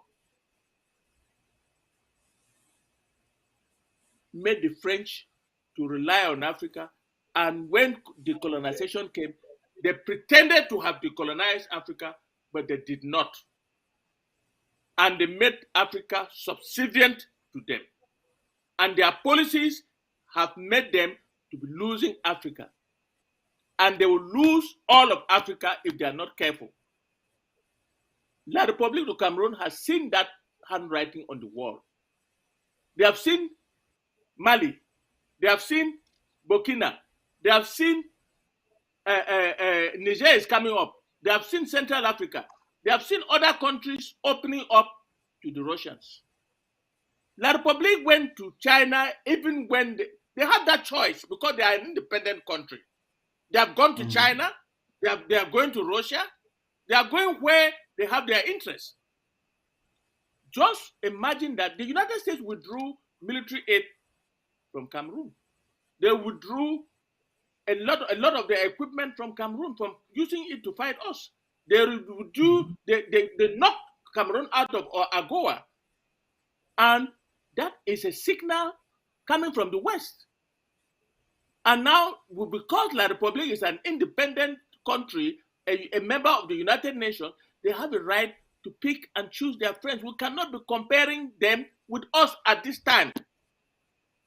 I am saying that they saw the handwriting on the wall. La Republique saw the handwriting on the wall with the French, how the youth, especially the youth of Africa, are reacting towards the French. You needed to see what happened in Senegal. The youth ramshackled Senegal because of the French. Okay. Even though the government is still very much attached. So we may be right. We may be right now to get fast forward the discussion. I like the way the discussion is going. We may be right to say that La République du Cameroon is either enforcing or reinforcing or modifying their relationship, military relationship with France. So because they want military assistance that will help them not to condescend to the negotiation or peaceful resolution of this war. Let me tell you what made... Could we be right to make that conclusion? Let me tell you what made La République to quickly sign that agreement. The French had found a way to supply arms to Cameroon by avoiding the embargo. And what did they do? They went to a third country, Equatorial Guinea, and built a military depot and stocked it with military equipment. And it was blown up. That blowing up signaled to La République du Cameroon that they cannot rely only on the West. They have been importing military equipment from China, and they have renewed their agreement with the Russians. Because they are an independent country, they can choose and pick their friends. For now, we don't have that latitude. We cannot live where we have comfort and go fishing on an unknown sea. We don't even know how deep that sea is. We cannot antagonize anybody in the world. We have just to sit quiet, and we have just to do the work that we need to do to make sure that the United States, leading the United States, the leader of the free world, and Europe recognizes us, and then we can now open up to the world when we have our sovereignty. Until then, we are boxed in. Paddy, I think we are stretching the point for no need. Let me just let me make this statement. I think. Now let me just make this point. Before you add, let me just say something. Let me add something so that it will help you to talk. Before we even go into that, you realize that actions of superpowers are statements they make. You have been a diplomat for a long time. You have worked with the United Nations, so you know what I'm talking about. When America withdraws military assistance to La République du Cameroon, it's a statement. We've had a colonel in the U.S. Army actually saying in Congress that they gave weapons to Cameroon for Boko Haram, and Cameroon was using it in southern Cameroon. That's a statement. La République du Cameroon has also proven to be disinclined to peaceful talks in many different counts. You affirm with that. It's a statement. Will it be wrong for Ambazonians to think that La République du Cameroon's intention to reinforce military relationship with Russia is an attempt to continue the war? Will it be wrong for Ambazonians to think that way? Barrister Besa, please. I will end there. Yeah, this is where that's where I was coming to. And this is the point. I think we're labeling the point. What I got from Mr. Nso, he said, we remain unattached and do our things silent by his words.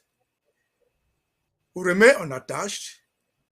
We are not denigrating anybody and do our things silently. That's what I've been saying. No, but he says we should.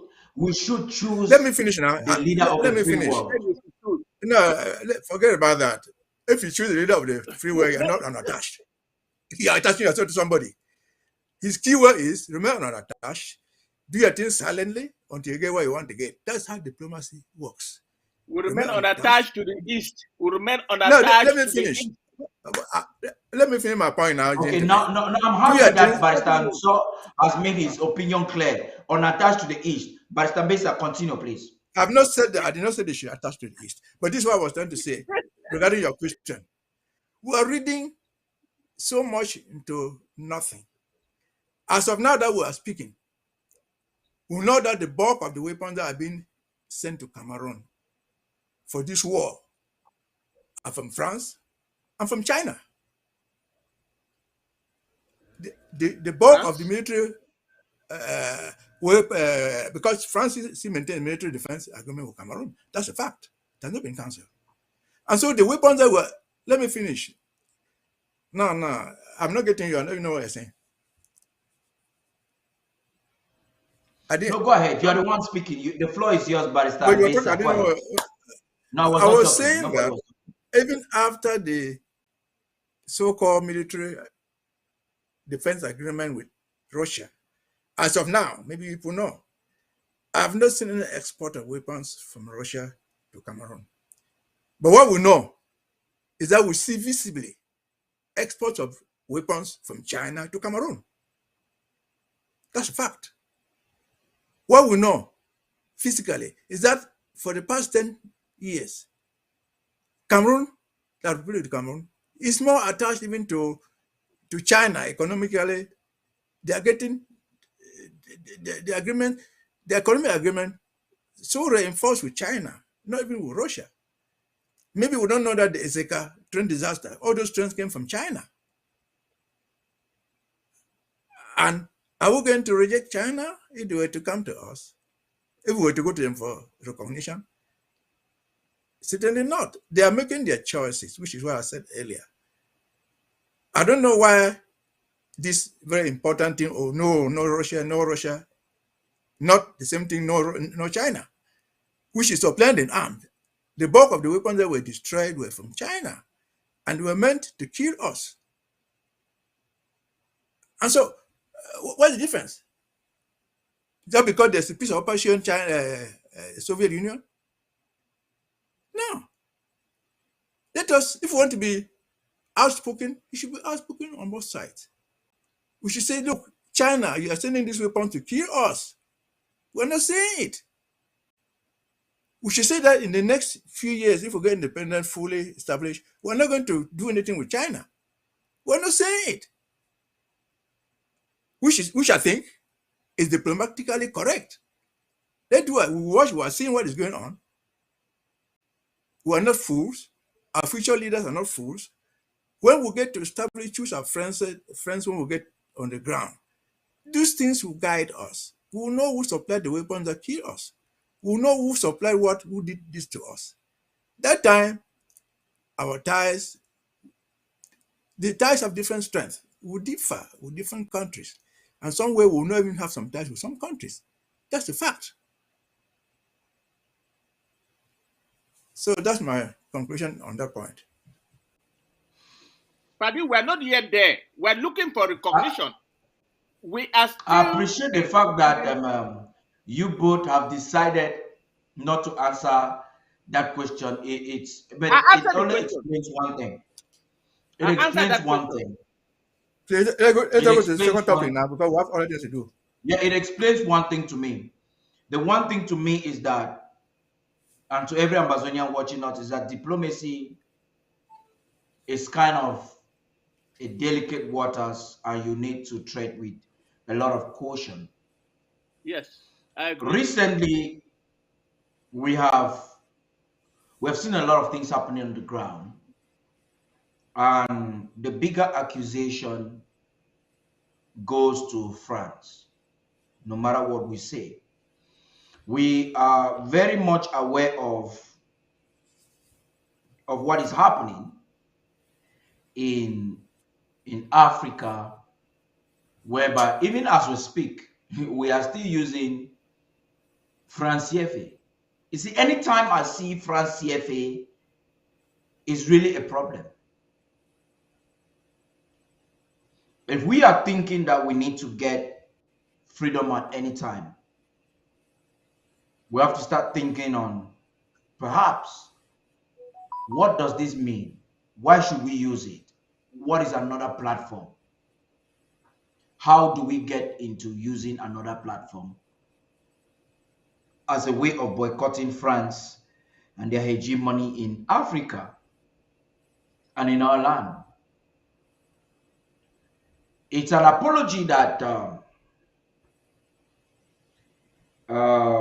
should I say, illegality has been legalized before the eyes of everyone, and nobody is seemingly saying anything. The truth about it is, nobody is seeing a problem with the fact that you are called perhaps Cameroon and you are using France as a currency. But Mali raised that concern. Now let's watch this brief documentary that brings us to the rationale behind, should I call it rationale, or the thought behind the franc CFA, and then we'll kickstart the next phase of our discussion. Stay tuned. You buy brilliant. Over the last month or so, the French and Italian governments have got into a bit of a tiff over immigration. Giorgia Meloni's new government in Italy are pretty staunchly anti-immigration by Western European standards, and last month they turned away a private humanitarian rescue ship with 234 migrants on it, forcing it to sail to France instead. In response, the French government refused to take in 3,500 asylum seekers currently in Italy, essentially freezing its participation in the EU's migrant sharing solidarity mechanism, and beefing up security on the French-Italian border. Last week, Meloni took things up a notch when she claimed that migrants were only travelling from Africa to Europe because France was exploiting the continent's natural wealth via the CFA Franc. This isn't the first time this theory has come up either. Luigi Di Maio, then Italy's Deputy Prime Minister, made similar comments back in 2019. Anyway, we thought this would be a good opportunity to take a look at France's enduring influence in post-colonial Africa, the CFA Franc, and whether France is really exploiting Africa for its resources, as Meloni suggests.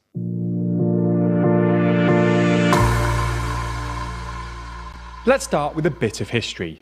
At its peak, the French Empire controlled 10% of the world's land area, including much of West Africa.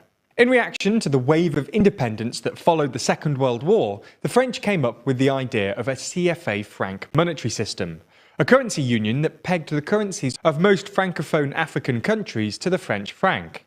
The CFA stands for Franc of the Financial Community of Africa, but originally stood for Franc of the French Colonies in Africa.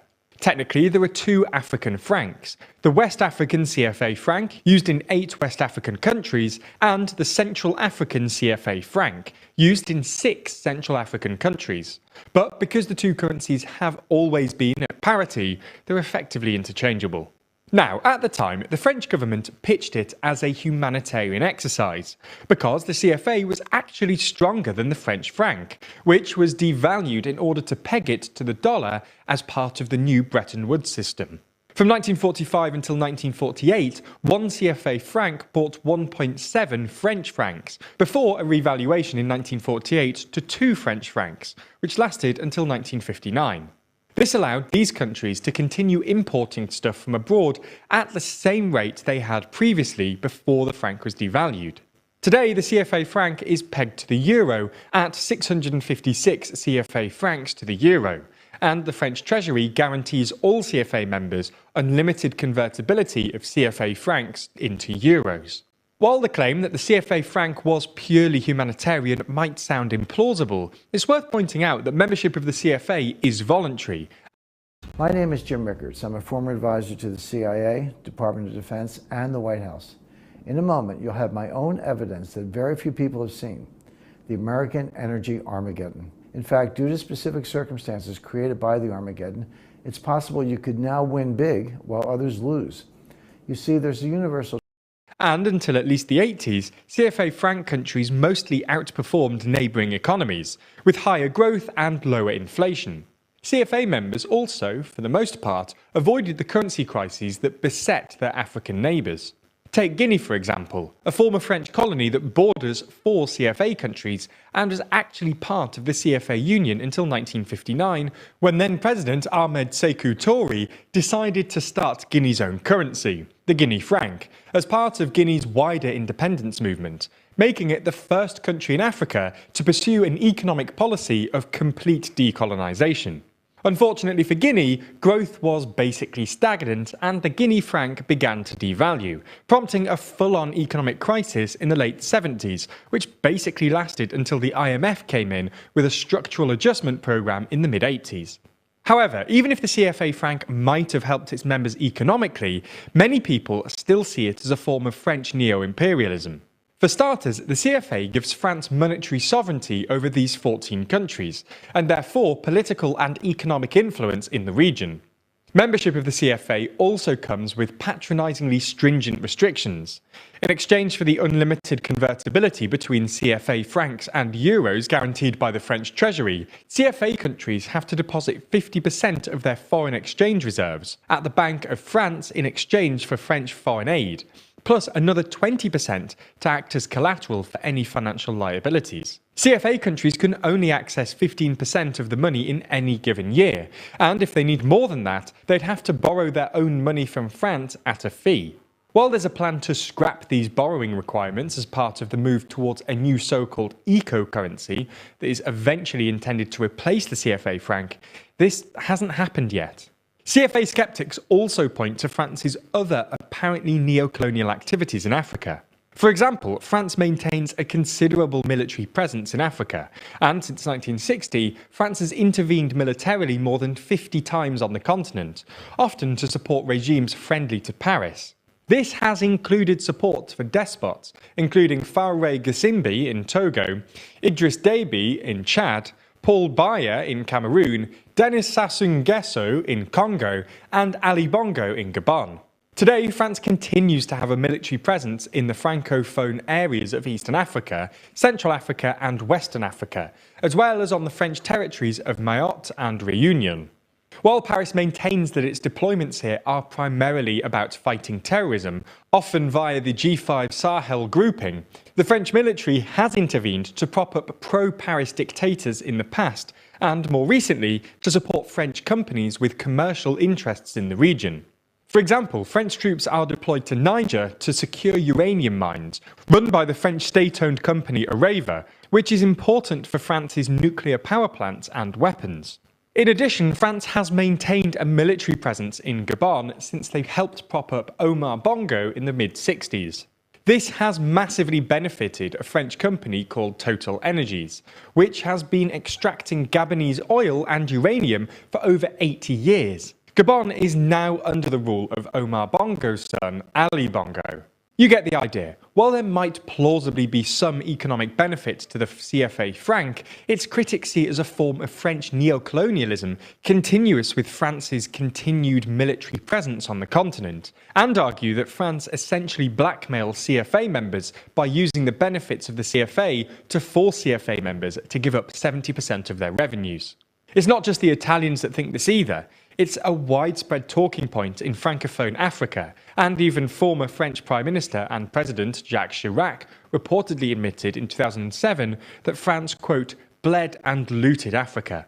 Perhaps you find evaluating the history, culture and economics of the French in Africa a bit, well, tricky. Well, luckily for you, you can improve your knowledge of these sorts of subjects over on Brilliant. Because the world has never needed more smart thinkers. And Brilliant not only helps you brush up on the basics, but also leads you through university-level concepts like infinity, the history of maths, and the numbers behind neural networks. It's not just maths either.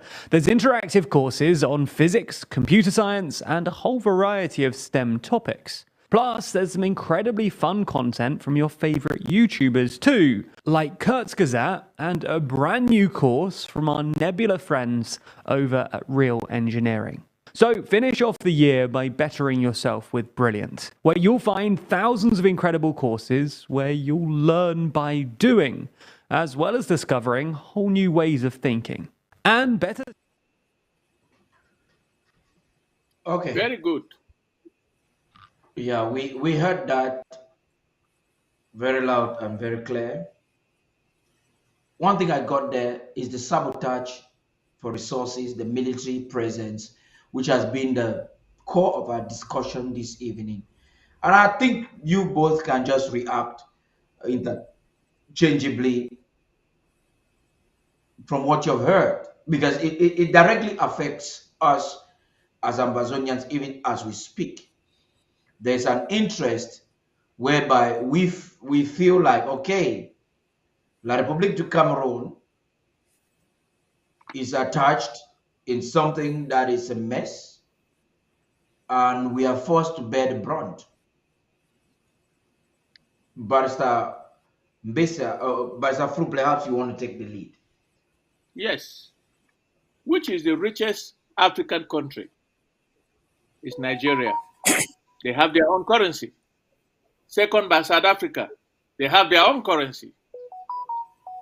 There is no CFA African country that comes up to the number 100 richest countries number 50th richest country in Africa. Because of the French. The French retain more than 75% of our balance of payment in their treasury because of the CFA franc. They tie the CFA franc to the accord de coopération. They exploit our resources based on that accord de coopération, and they defend dictators by bringing military bases into Africa. They dot Africa with military bases in order to defend any opposition to what they are doing on the African continent. The French have never decolonized the countries in Africa that they colonized. They have never decolonized because they have two forms of exploitation. They are called the cooperation, the CFA, three actually, and the colonial debt that they ask African countries, including Haiti, to pay. That is why the African continent, the young people in Africa, want the French out. I'd like to make a total difference between the attitude of the French and the West in general. Because the French have made themselves enemies to French Africa, to the countries that they colonized, they colonized in Africa. By taking all their resources, France is what it is today, thanks to the exploitation of Africa. The Italian Prime Minister is right. She has always been right. And she's not the only. There are people there are countries in the West that see what France is doing, but they are not talking because of solidarity, what they call the French preserve on the continent. And what is our solution as Ambazonians when we recover our sovereignty? We will, while waiting, because we cannot just create a currency without attaching it to a central bank that we create at the same time. While waiting to create our currency, we can do what the Liberians did before. They took the dollar, they kept the dollar for some time before they created the CD. And they had no difficulty creating the CD because the dollar was trading, was not tied to any. Their dollar was not tied to any central bank like the CFA is tied to the French bank, to the French central bank. That is what Ambazonians would do. And when we started this fight, that issue came up, and they created what they call the Ambazonian amber, the amber. Well, it may change tomorrow, but that is what we should do as soon as we receive our sovereignty. Walk away from the French CFA, but find a way to have the dollar a currency that floats, that is not tied to any particular central bank. That is my take. Barrister Besia, I would like you to I'd like you to react to that. Then I will take us to another, because we're now talking on issues that relate to money. This is an educational program. Then we'll come back to examine the president's statement and then conclude our discussion for tonight. But Barrister Besia, react to that. Barrister Fru has made his comment and has made proposals and suggestions. What do you think?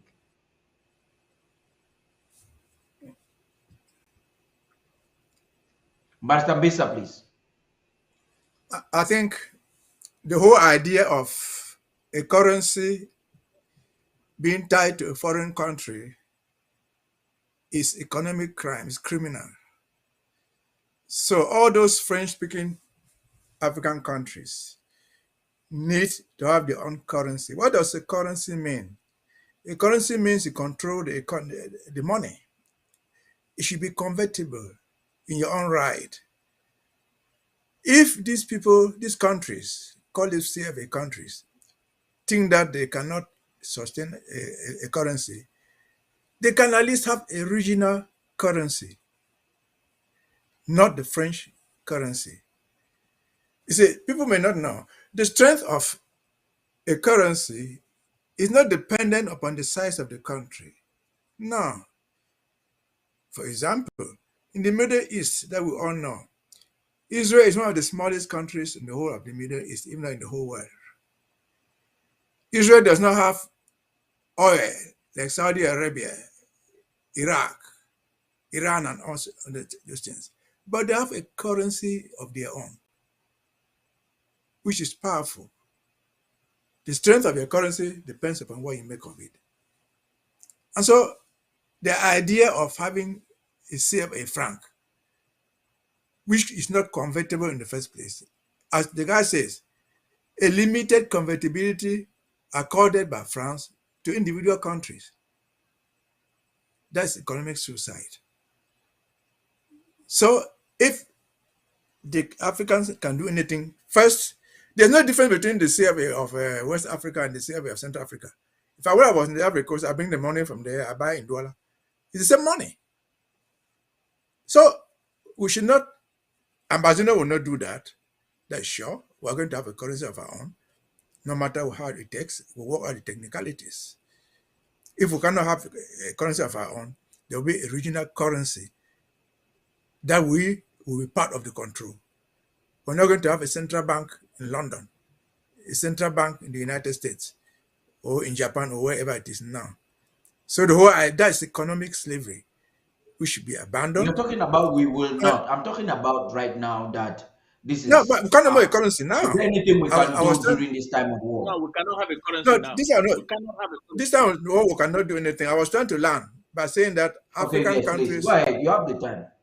African countries with the CFA thing are coming to the challenge. Yesterday, I saw the president of Chad sign a decree nationalizing all the interest in the Chad pipeline from Kribi to N'Djamena.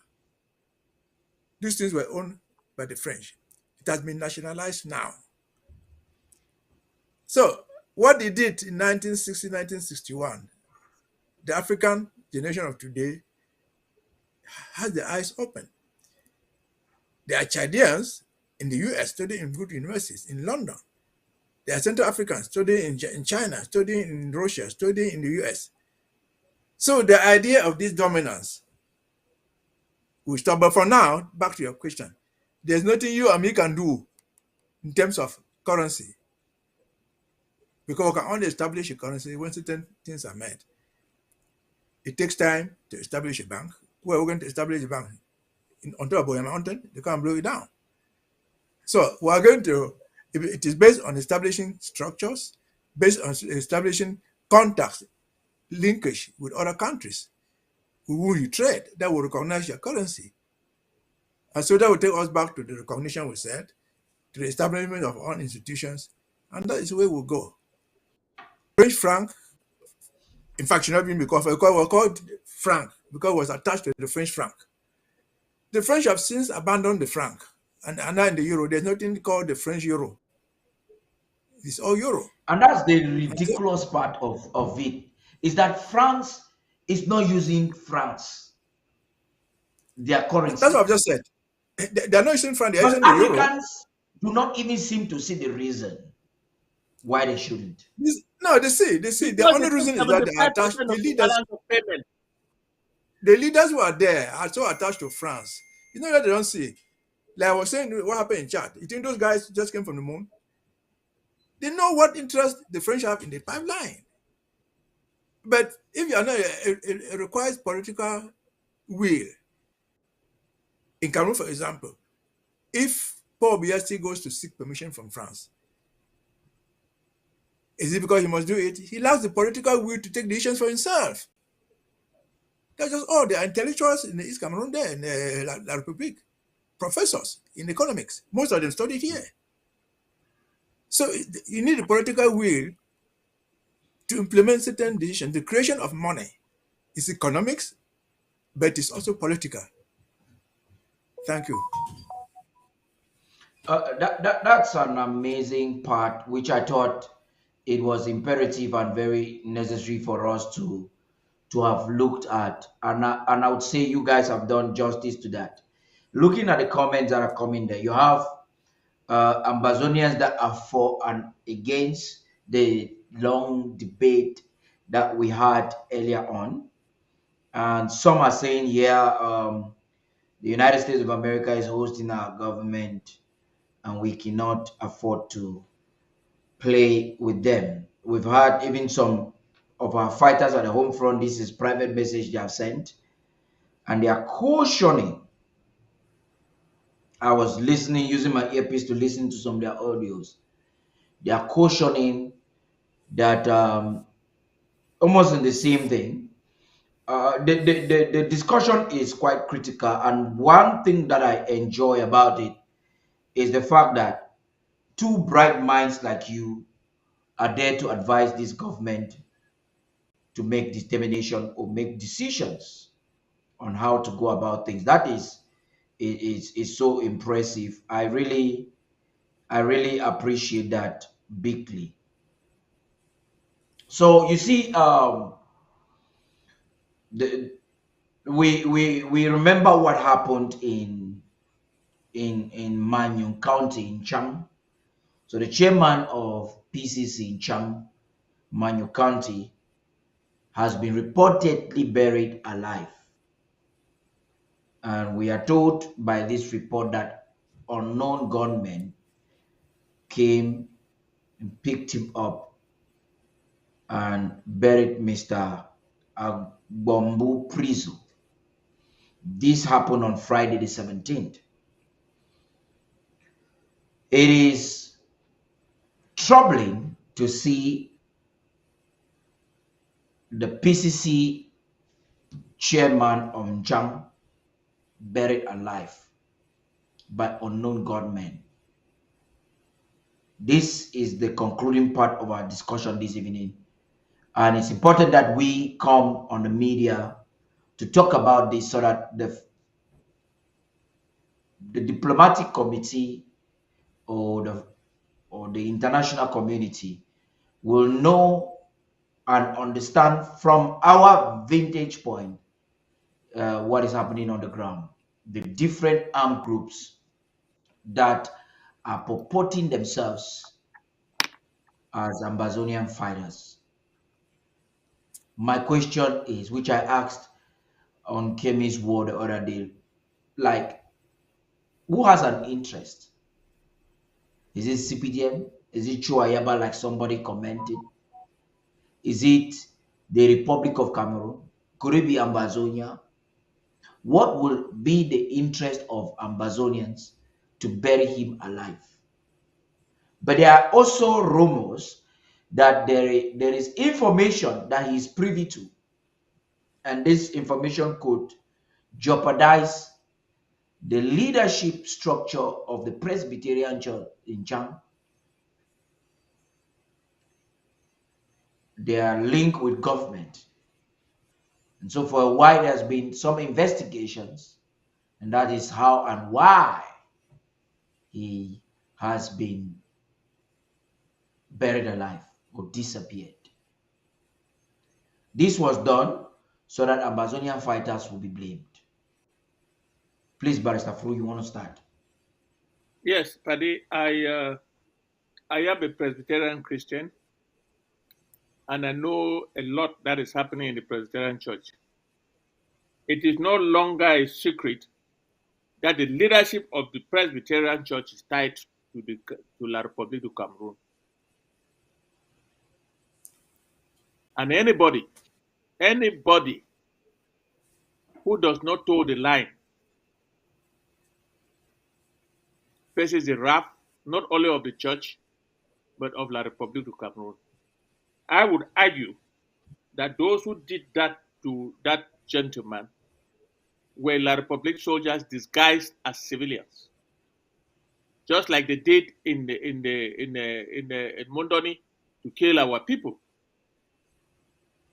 Because that man, Funky has an act to grind with that man, the chairman of the Nchang Presbyterian Church, because he does not toe the line that is defined by Funky Samuel, let me call his name, the moderator of the Presbyterian Church, who is tied to the CPDM and tied to the government in place. And if you do anything in the Presbyterian Church that is against his interest, he will find a way to eliminate you. I am not saying that he sent people to do that. I'm saying that those whom he is supporting, that chairman holds information that would have affected the church very badly in the whole of that presbytery. And the only way to help Funky was to get rid of that man. And they buried him alive. Why did they bury him alive? That was brutal. That was very brutal for a church. Because until Funky has not made one statement saying that thing happened to that man. He has not said one word. I'm talking because I am talking to my wife almost every day, and my wife is in the Presbyterian Church, Bonaberry. And this story is going on in Bonaberry and all the other Presbyterian Church. What happened to the chairman of Chang Presbyterian Church? Funky has not made one statement to condemn what happened in Chang. Why? That is a big question. I am not by that saying he is implicated in any way, but at least the government knows, the government forces know what has happened in Chang, because Chang had nothing to do with the restoration forces there. In Chang, I don't know whether Chang has ADF forces. I don't know whether Chang has any other Ambazonian groups in Chang. But I know that the military base, the military base in Bisongabang services right up to Chang. And they should know what happened to that young man. Because it's a very enterprising young man who lives there, who is the chairman of that church. And he's been a Presbyterian, was a born Presbyterian, has been a Presbyterian all his life.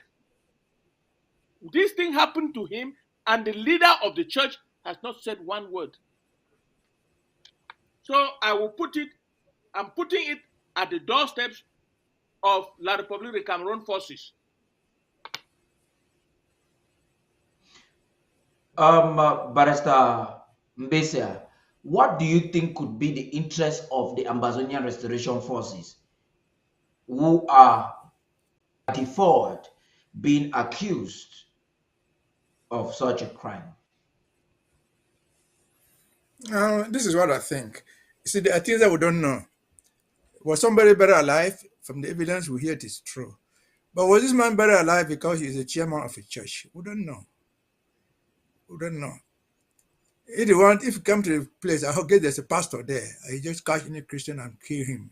I said, they kill him. Now, that Well, man was according to buried. I our don't think. preliminary investigation on the ground, he was buried alive because, in fact, there has been bone of contention within his congregation as to Well, his the point opinion. I'm trying to make is this. The point I'm trying to make Yeah. is this. We know that he was buried alive. At least that is clear. Was it for his religious attachment to the Presbyterian Church as the chairperson? I don't know. So I was coming to it. And this is the situation. As Mr. So says, in Chang I lived in Chang. I worked there. In Chang is less than a kilometer from Bisangabang, where there's the largest military base in the whole of Manyu. And if you see events that have happened in Chang and Bisangabang of recent, I remember in Chang and Bisangabang are less than 2 kilometers from Kembong, where the Republic started the fight. And so, if burying somebody alive takes time, it's not just a question of shooting you and going away. You have to dig the grave. You have to carry him out, put him down there. But it takes time. So these are crimes that can be investigated if there's a government interest there. So I marry 100% with Mr. So's idea. This is government orchestrated. They burned the Catholic Church in Chang not too long ago. Till today, the government has never been able to catch even one person. They burned down the hospital in Chang, killing nobody. They asked the patients to go out. They burned down the whole hospital in Bisangabang, less than a kilometer away from Chang. As of today, the government has never brought out anybody. Remember, this is in Chang village.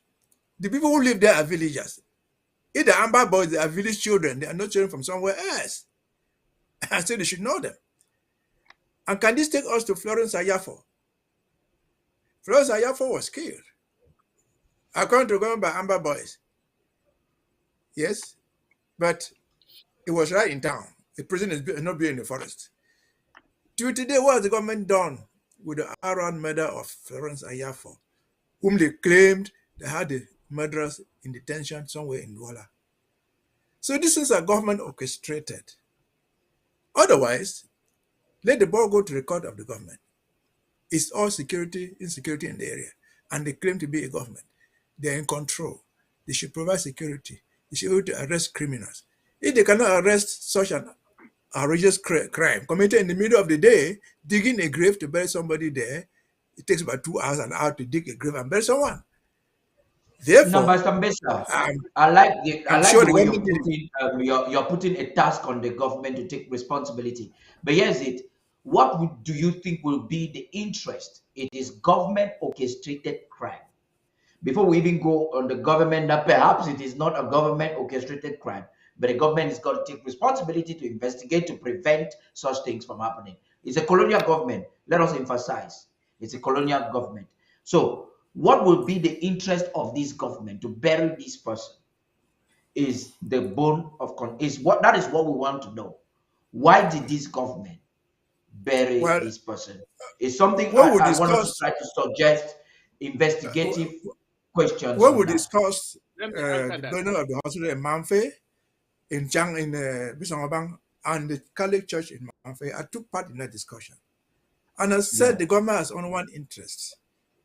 For example, in terms of the Catholic Church, to point to the Vatican that these Amber boys are criminals. The Vatican is a state by itself. It did not succeed. They burned the hospital. It was to point to the population of Manyu that they call Amber boys are criminals, they're arsonists. It did not work. But again, whom are they calling Amber boys? Amber boys are nobody. In fact, to me, the people who are called Amber boys are Tanganji boys. Our restoration forces have no interest to bury someone alive. They can kill you if you are an enabler and go away. They will not bury you alive. And so the only people who can do that heinous act, because nobody will question them, is the government. What is the duo said? Okay, we're seeing this on social media. What is the duo of Memphis said? What has the police in Memphis said? What have the gendarmes or several places there said about this burying alive? Did they go to exhume the body? Have they taken this dead, the corpse, to a hospital to say, well, he died because of this? That's the procedure government takes. They don't do anything. And so government has an interest to do that. I guess between Chang, Bisongabang, and Kembong, it's a hotbed of the opposition. And the government wants to teach the people there that, look, if you are supporting this struggle, this thing will happen to you. That's my own take about the whole thing. Government has an interest to call it Amber Boys and paint the Amber Boys locally and internationally black. Thank you. Paddy? Yeah, we have Nelson Ochibaye that wants to make a contribution, but Barrister Frank, first of all, before him. Immediately after that, yeah. You know, Nchang is not the first church that Funky has acted either directly or indirectly. If you go against, if you are a church and you go against the policies laid down by Funky, they will either lock the door of the church or do what they have done in Chang. I'll give you an example. In Kumba, in that place after Kumba town, on Bonge Road, what did they call it? The Presbyterian church there, the chairman went against the instructions of Funky, and he was supported by the congregation. What happened? They just came and locked the doors of the church. So and Funky has suddenly become a terrible thing. Yes, and opened the church only when they knew that they were in control of the situation. I am saying that young man in Chang was very enterprising. He was voted very, very heavily by the Christians to become their chairman. And he does not toe the line of neither the pastor that was imposed there by Funky, or Funky himself. And the sign that makes me believe that the Cameroon government has a hand, because Funky has not made one statement since that incident happened in Chang. One statement. That is the leader of a church, a very important church of the Presbyterian church in Chang. Yeah. And you say nothing as the leader of the church, not even to pray. That is indicative of what transpired. And since Funky is tied to the government, he is part of the government. He is whining and dining with the CPDM government. He is doing everything against the revolution of the Southern Cameroons. I can only argue that the state has a hand. The military forces came to the rescue of their ally. Well, your argument has a very strong ground. And Nelson Ochiba, please, you have a contribution to make. Please go ahead. The floor is yours. Okay. Thank you, Paddy. And I'm very, very happy, Barrister Fultonso and Barrister Biesa. I mean, what they have said in relation to what happened to that, is it the chairperson? Yeah, the chairman of the exactly, yes, that is exactly La Republique sponsored issue. And before I go ahead with my comment, they said, oh, he was buried alive by armed men or whatsoever. So that is the reason why we have been preaching about this county by counties, LGAs by LGAs. Because when we have a county and LGAs, we have people who are recognized as AROS working there, defending their territory. If anything happens, we know that, okay, these are the warriors, these are the Gogitunja, this and that. Contrary to what people like Ayeba used to say, oh, a soldier can fight anywhere, fight or go everywhere, which means that you can go somewhere and commit a crime and move forward.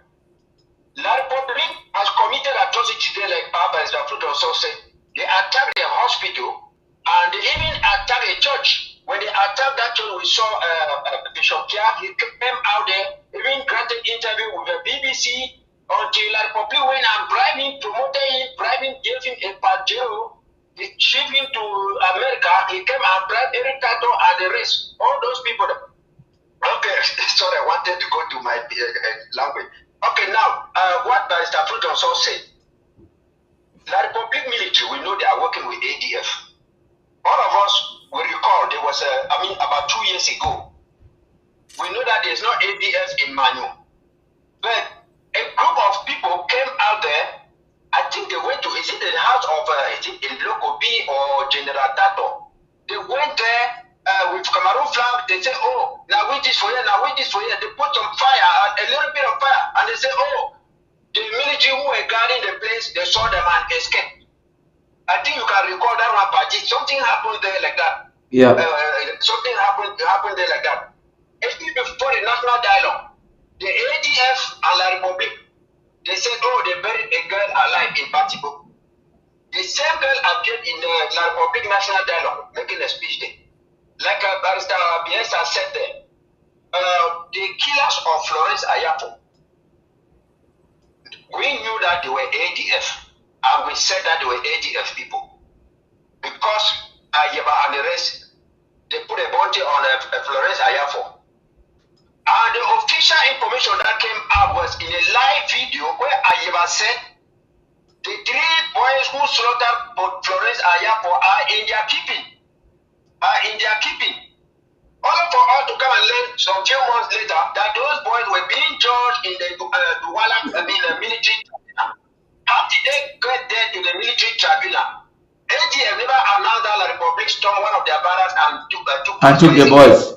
That would help them to ADF, to La Republic. So this is what is happening here at Yabauga. People say, do everything, do kidnapping people. So we should point all these things up. You know, they said they were raising force today. They advertised the whole world, only 44 people turned up and the rest $3,150, including pledges. Look at people, including pledges. So thank you. I want to greet my fathers who are there contributing and talking and trying to put up Ambazonian people. We are saying that we don't have groups, we don't have army, we have restoration forces, we don't have groups, we don't have leaders, we have elected representatives from our counties, our LGAs, and we have a government. So let no one go out there and say, oh, Amba boys. We don't have Amba boys, we have Ambazonian restoration forces. Thank you. Thank you very much. Okay, before you people comment what Chiba has just said there, let us observe something that is a clear evidence of the fact that the Cameroonian bee does such crimes effectively. Let's watch something. Fellow Ambazonians, good evening. Today, on the 22nd of March 2023, we meet with a situation analyst at the Gafona with this alert. Time for ground zero, 20 minutes past 7. This alert, we are moving far side, is the most legal for the southern zone of Amazonia. I want to call on all the fighters for the southern zone for watch this video. When I see this screen, when I see these pictures of what they show. All these people, they say for yes, when I be people, now Cameroon invading forces, when I look their faces, when I see their dresses, all these people, as when I see them, now be people, they try for mask, they try to dress like Amba boys. They'll work out from Muyoka, Munya, Ekona, all these places for the southern zone, Meme, Nzan, all these places. When I will see strange people there, so they dress like Amba boys. There are some of them, even the ask when Amba come there for join Amba boys. So Amba boys again for be very, very careful, not for admit anybody into their account where they don't want. So when these people they work, so that they get military people away, Cameroon invasive forces that they behind them, where they don't hide, they follow them for ambush any Amba boys where they say already they discuss with them. So when I see these people so they try for these guys for dress like Amba boys for work for this place I don't call for Ikona. When I see this picture, when I look at fine when I see for this video for Ikona, for Moyoka, for Munya, all that places for Munya. Fellow Ambazonians, good evening. Today, on the 22nd of March 2023, we meet with a situation analyst at the for Ikona. When I see this picture, when I look at fine when I see for this video for Ikona, for Moyoka, for Munya, all that places for Munyenge, all that places. I don't forget to other name them. So all Amba boys, when I follow this also we go for them. Let's see that Cameroon, we there for the, I don't just say the stakes there for our war be high now. Cameroon there for the last kick of a dying horse. There's other strategies I want to use. And also, there the increased military pressure for the southern zone by 1,000 Cameroon invasive forces. They increase them, they will enter the southern zone with mostly on phone tracking. So we fighters they need to sleep, because if you sleep, they'll track you can move you onto your house, inside your house, maybe for your battle, maybe even onto your woman or earlier. So fighters know the way when they live, because they trap on phone for the southern zone and also for Bui. So I just bring on this alert, more when I don't say that way they happen, so that when I stay on high alert, that one very much and when a situation analyst. Okay. Barrister Mbesa, please. That was a clear evidence there. Barrister Fro, I think you saw that. Maybe you want to Yes, make a comment. like I said, that is the same way that they dressed to bury that young man, and it's the same way they dressed to kill our people in Mondoni, so that they can blame it on the Ambazonian restoration forces. And they achieved two things: silencing that young man in Chang, and the next thing is to blame it on the Ambazonian restoration forces that these are the atrocities that they commit. That is their modus operandi. You see, I'm not surprised. They have this. They have a lot of forces dressed like Ambazonian restoration forces. You cannot make the difference unless you know each other. That person who has put that video, what he has said is very correct. We do not. Our people should not admit just anybody in their ranks. Our restoration forces should not just admit anybody in their ranks that they have never known or seen. That is what is happening. So you see, and so we even have intelligence that some of these guys are actually ADF fighters. Yes. That means the ADF fighters partners with the in my village in Mancon, at that Labokam, that's the ADF stronghold, and more than 70% of the fighters there are B soldiers. They have blocked the road. They have blocked the road from Bamenda to Mbengwi. If you are a government vehicle, you will pass. If you are a government delegation, you will pass. Any other person, they will catch you, take money from you before they allow you go, or they send you back. That's what is happening on Bamenda Mbengwi Road as we speak.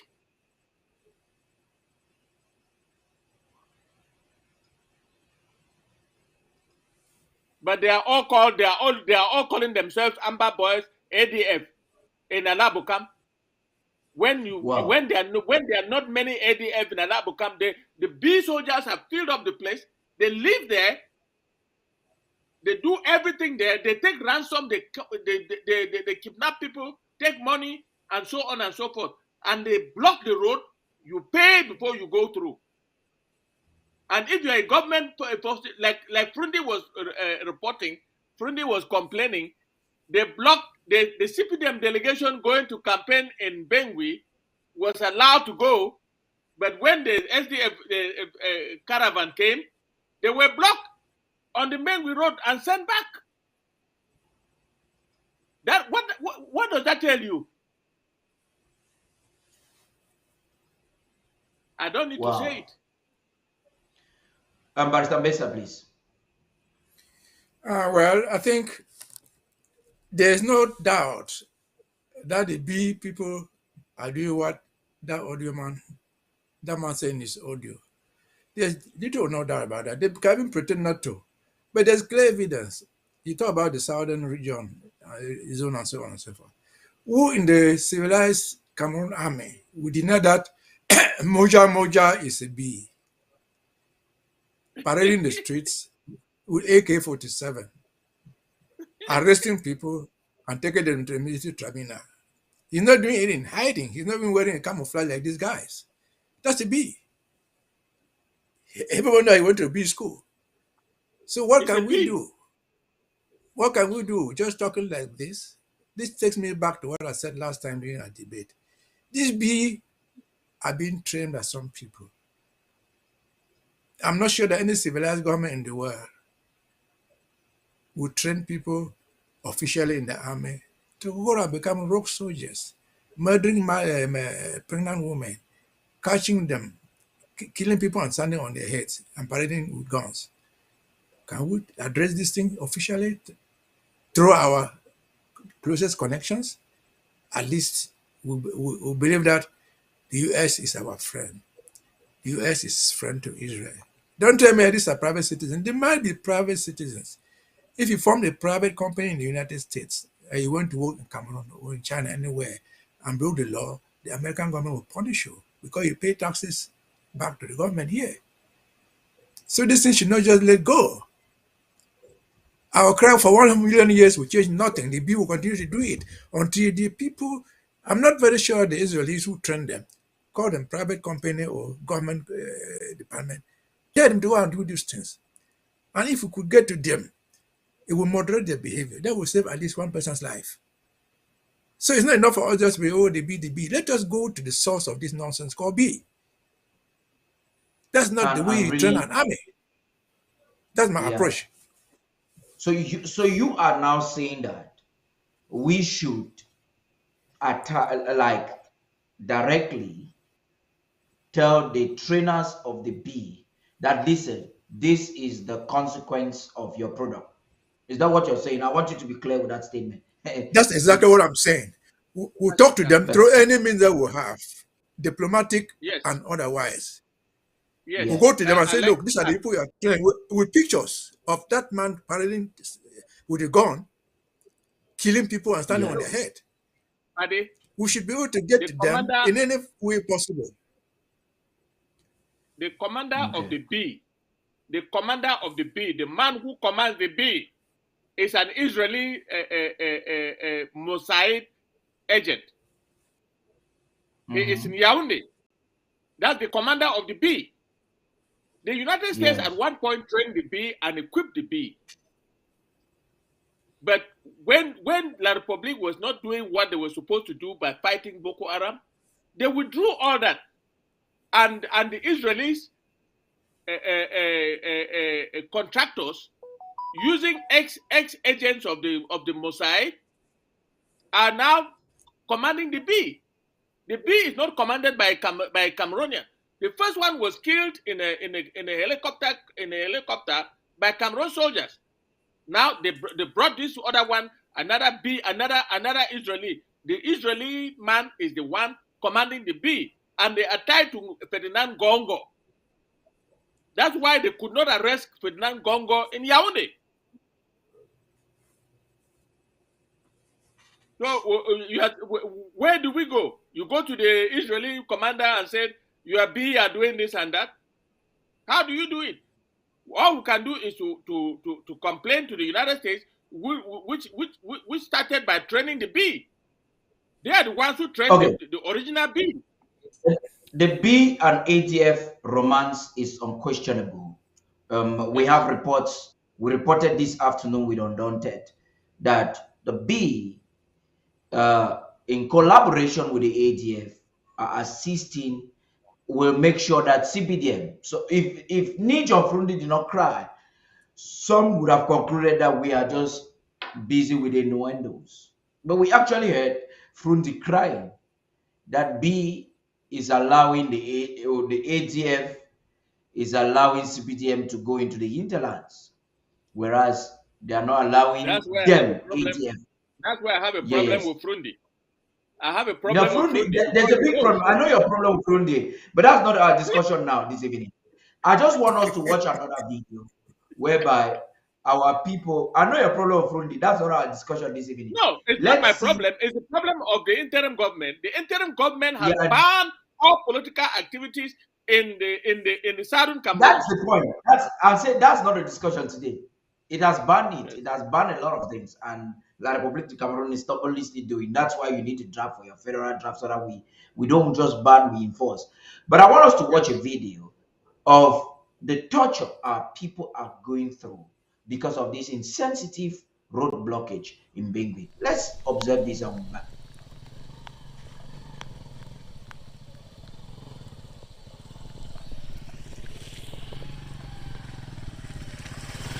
Now, the people have not been able to go to the farms.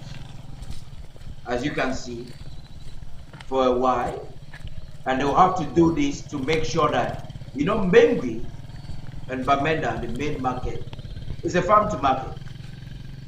Everybody knows that. Now, when they do the cassava in Mbengui, the Mbengui waterfufu, whatever you want to call it, if they are unable to get into Bamenda town, people could just die in Mbengui. Actual hospital gets sustenance from the Bamenda town. And now the people will have to mingle their way through the forest in Gembu and in bushes just so they can get. So this is what our people go through. One of our reporters on the ground sent this to us today. So this is exactly what the ADF is doing to our people, who, for a reason only God knows. You can see the hardship on these people. Basta That's Mbesa, the please. bad road. That's just a bad road. But the ADF has control points. No, this is not the and main these are road. peace This soldiers. is These are even peace this soldiers. is the bush road. This is the bush. Yes. This is the bush road, and it's because of the road blockage of ADF. Now, well, Paddy, I think that's not all. I think what you see there is a tip of the iceberg, and that is just one of the reasons why we have to leave that nonsense. If there were a good road there, the people will not be meandering like that. It's impossible for you, for example, to do that on the Ekok Bamenda Road. So over the past 50 years or 60 years or whatever length of time we have had this independence, these people have impoverished us. They have ruined us in every form possible. That's even a good one. If I show you some of the videos I have in some other places, people struggling to go and bury the dead, and they are unable to cross, even on bicycles. So that's the tip of the iceberg. She would bother herself by the LDF. Everybody know what the LDF do. They're not going to change. And again, I've always said this. I don't know how Syria will take it. The ADF will not exist until that community that holds them exists. They live with them. Until we go after them. Until we go Yeah, after no, I them. mean the community, they are not foreigners. Somebody called me and talk about something in Batibo. I said, well, if they're doing that, it's because you want it, because they do that and live with two people there. So until we can stand up and say this is wrong. Jale, we're talking about the killing of that man in Chang. If people in Chang do not want that thing to happen, then they will know the guys, because they are boys who are among themselves. So let people on that road, if it is the ADF doing that nonsense, they send them out. They cannot be romancing with them. They cannot be romancing with them and then coming to complain in the evening. We're talking to our people that are disarmed, oppressed, suppressed, afraid to go after a heavy militarized, well-armed ADF and La République du Cameroon military alliance. I would rather say that perhaps the Ambazonian Restoration Forces should make it a policy to protect their own people from these armed bandits or criminals. Yes, and talking about Chang, those people, I will still argue that they are Cameroonian forces and they are not known to the population. Otherwise, the population, by some means, will denounce them if they knew them. But since they are all mostly francophones, they'll come and do what they have to do. Come with guns, take people and go. What will you do? You don't know any of them. No, Mr. So they will denounce them, provided that the government comes there to find out what happened. The government is not even going to find out how the man died. Yeah, it's not even interested. Yeah, they are not going to say how the government is not interested to find out what killed the man. Yep. Then they will denounce it to who? So it's the government. It's government. Again, on that thing there, our restoration fighters live with the population. That's their greatest strength. And so if the same population in another locality decides to host ADF, they cannot be the same person to complain about the ADF. Correct. Yes, they're armed, but they don't eat arms. They eat cocoyam, they eat plantains, which you get from those people there. They don't eat machine guns. They sleep with women, not machine guns. Correct. Thank you very much. Thank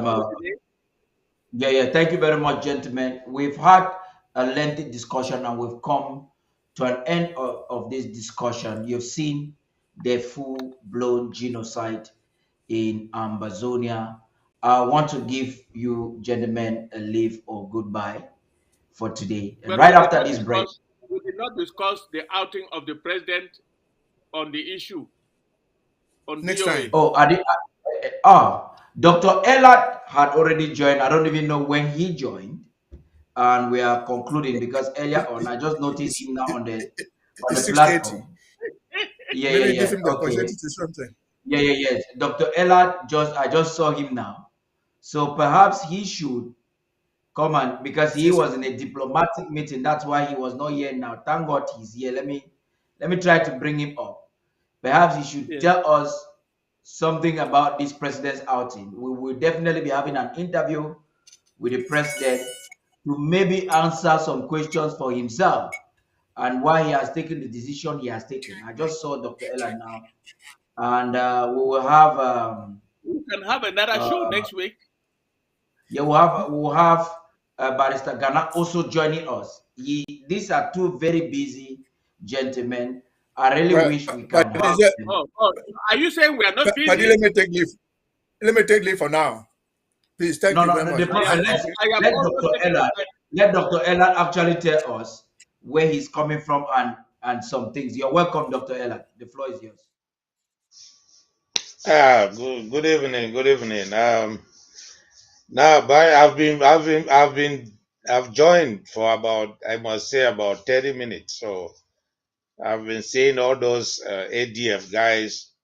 Before I will even say, let me greet everyone and my junior people, Barrister Anso and Barrister Timothy.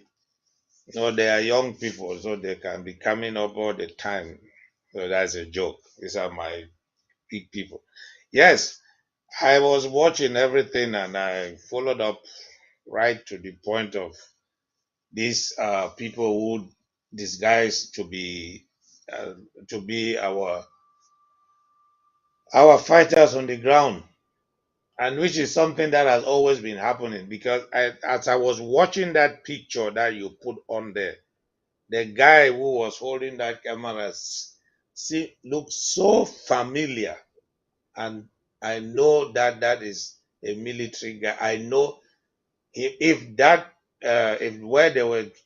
guy, if he is in Kumba,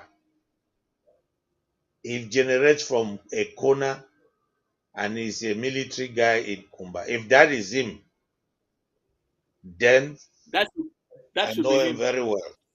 Yes, that should be him. And I really know him very well, and he knows me.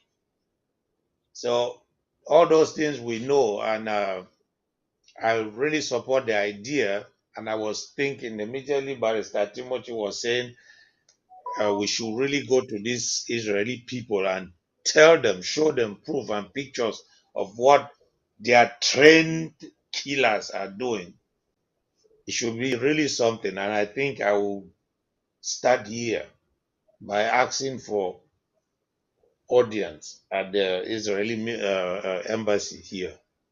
Yeah. We'll start you actually today had diplomatic meetings. Pastor Ellard, before you do that, you have to be careful.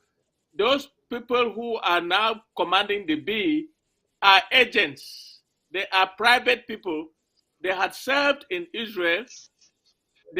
Some of them are agents of the Mossad. You know what I mean by the Mossad? I want us to make a progress and conclude. We have just about 10 minutes. I know you people were already concluding. I wanted to say, you have these 10 minutes, Barrister Ellard. Perhaps Barrister Fume want to comment. You had already suggested you wanted to leave.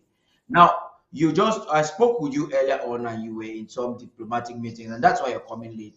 I apologize, I didn't notice you had already locked in. I was about closing the console, then I saw you. But here's the point. We've had a discussion on two fronts as we go to seek for recognition and how to choose our friends. Perhaps you want to hint us on how, on some of the criteria your department is employing in making determination as we tread through this, I would say, unstable waves of diplomacy. Please talk to us. Yeah, let me just say we are we have spread our wings because we at the diplomatic forum or the diplomatic corps have come to realize that there is no stable country today that will stick on a certain ideology and buy that ideology and stand with us. They are like when you say when the wind blows, the trees, the leaves goes the direction of the wind. So today what we do is that we talk to almost every country, whether you are with us or not with us. Is we have to convince the people, because when I was going today to that meeting that I told you, I read a tweet from Ma Dorothy that that reads like Ambazonia is a country that has not been discovered. I that taught me something that it brought something in my brain to say yes, this has a lot of meaning, because a lot of people, no matter of all the demonstration, the outings, the letters we have been writing, you know, it is not useful as if we meet face to face with these people and talk to them and make them discover, not only by recognizing us, what they will also gain by when they recognize us, because it's a win-win situation. There is no country that will just pity us. There is no pity party again anymore. Countries today want to go where they get something. They don't want to say, okay, because we don't like La République du Cameroon, we are going to support Ambazonia. No, they want to know. And this also goes for those who are listening, especially, and I will have the meeting with the economic department in order for them to really, the president have asked this department, and I think Dr. Mboa has done a lot on this issue to really outline what we have as resources in our territory. Because today, when you take diplomacy, is going scientifically. What do I mean? I mean to say today, Europe, okay, the Western world is being pressurized by its citizens to get to clean energy, as they call it. So that is the cry of today, clean energy. And this clean energy is making a lot of political parties, that is the conventional parties that has been let me tell the Democrats, the Republicans. Here in Germany you have the Social Democratic Party or the Christian Democratic Union. All those conventional parties that have been existing and been controlling and ruling before, they are dying down. And this dying down of these parties, as we see it today, where people call it the New World Order, is not a New World Order in the sense. The thing is that the citizens of this Western world are taking powers back to their hands. And what their demands, when they put up their demands and the government doesn't listen, Where the government gets its punishment is at the ballot box. So when they go to the ballot boxes, that's where they punish those people who are there. And those resources needed for all the demands that the citizens are asking here, they don't have it here. They have it in Africa. They have it in Ambazonia. And these are the things that we have to make sure that we tell these people that we have these things and they can work with us and they will get a fair share of it. I don't mean that they're going to get it as they were getting it from La République without paying anything. They're going to get fair share of it. And why are also they are having, so, La République, as I don't know if it's you, Director Paddy, or Barrister So said that, or Barrister Tim. Somebody said in this when we were showing those boys who disguise as our fighters that La République is finished, and that is true. They will do anything. They are just hanging now on a leaf. Can you imagine somebody hanging on a leaf? So they will do anything to buy favor. That is why you see they have gone to Russia. They don't care about France. France can do whatever. They have gone to Russia because Russia has promised them security. They will do everything to make sure they give out whatever the Western world want, only to gain support to keep Ambazonia. And if we can explain and put our points, our cause in front of them in a credible way. When I say credible way, I remember last time I was online and there was I think a professor who asked if credible people are talking to these people. Yes, credible people are talking to these people because what we had today was a great discussion and a great move in Ambazonia. In fact, if we push up like this, we will see that we won't have long time in front of us again before a country will just come out to recognize us. And when I mean a country, I don't mean any type of country that the West can just bully and say, oh, this country, you are nobody, we don't care whether you recognize Amazonia, like that of Somaliland. We will be an independent country of our own.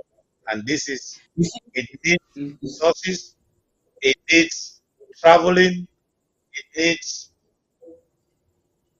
reach out, it needs concentration, thinking, working together in cooperation with other departments, as I've said, the economics, diplomacy, scientific research must work together and build up this, how do I put it, this memo that we will use. It needs consistent outreach, pressing, and all of that. Dr. Ella, it is quite instrumental and very important that crowning this discussion, elaborate debate we've had, we're having the Secretary of State for Foreign Affairs, Dr. Elad Kizito, who is coming to talk to us and to crown our discussion in a very particular way. Looking on my screen is an image of the Secretary of State for Foreign Affairs this afternoon in very strategic involvement, direct targeted meetings with real stakeholders from Africa, and he was having discussions with them. Very, very important. Dr. Ellard, I'm bringing you back. Amazonians have seen this and evidently they're excited about it. They would like you to most probably tell them what this was all about in less than 3 minutes or so. And you have the leverage to give information if you wish. But this is quite inspiring, and these are images we're receiving this afternoon. Wow. I would say what shouting about. So, Dr. Ellard, please, the floor is yours to talk to us, and that's where we'll be ending our discussion this evening. Yeah. So that is, as I said, was a very, very big Pan-African meeting here in Berlin, which I was highly, when I say highly, invited as an Ambazonian. And that is why I decided to go with this attire, not with a suit.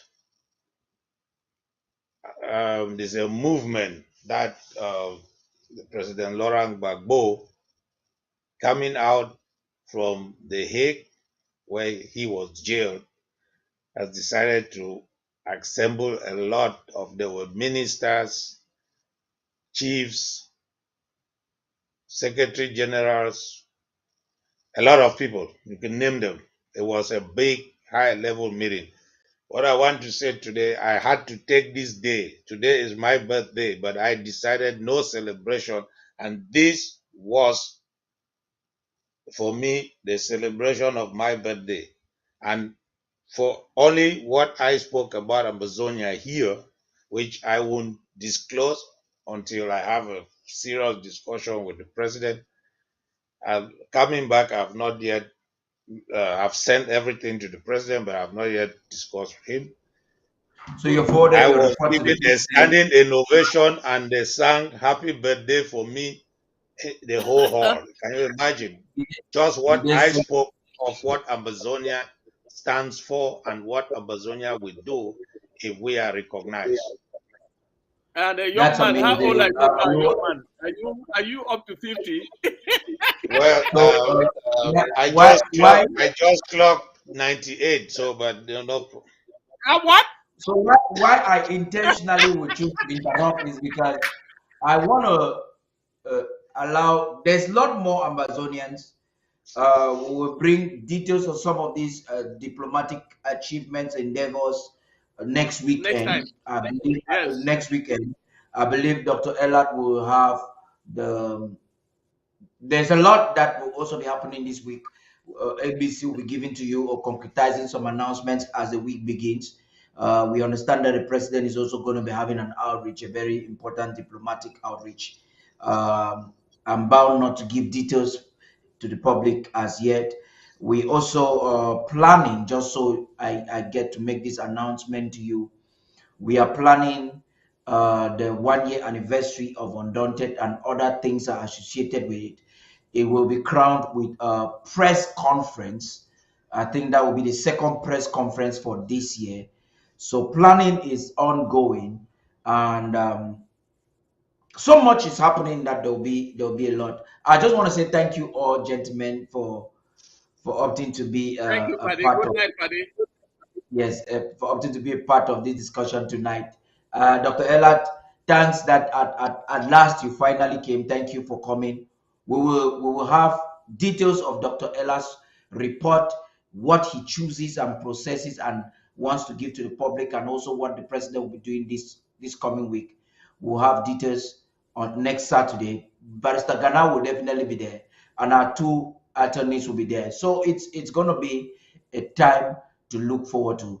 Until then, after this break, I'll be back to give you some announcements before we call it a day. Good night, gentlemen. Good night. Good night.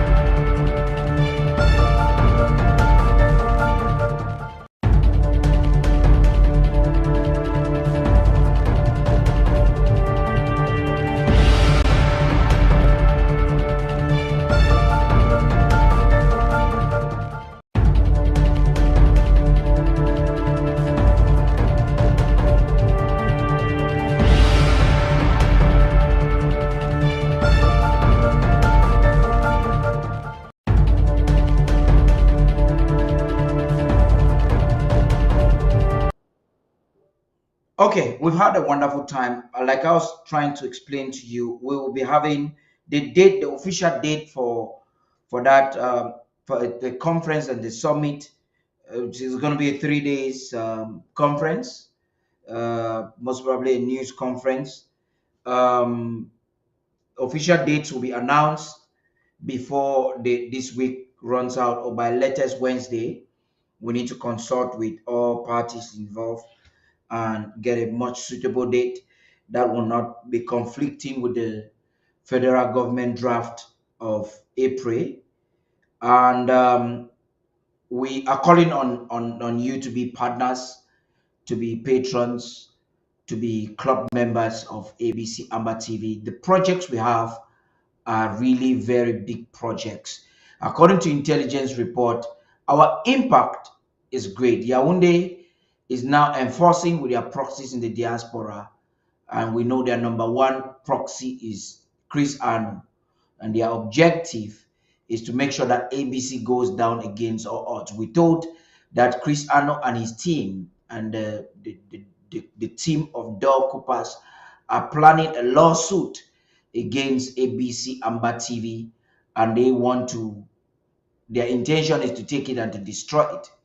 That notwithstanding, we think it's an opportunity for Ambazonians to finally get to deal with that buffoon once and for all. So just to make you know, it's important for us to know that ABC Amber TV is just more than a TV house at this time. It's a weapon of warfare that the interim government is using judiciously, strategically, to break the hearts of many. And we are cognizant of this responsibility. We're not taking it lightly by any means.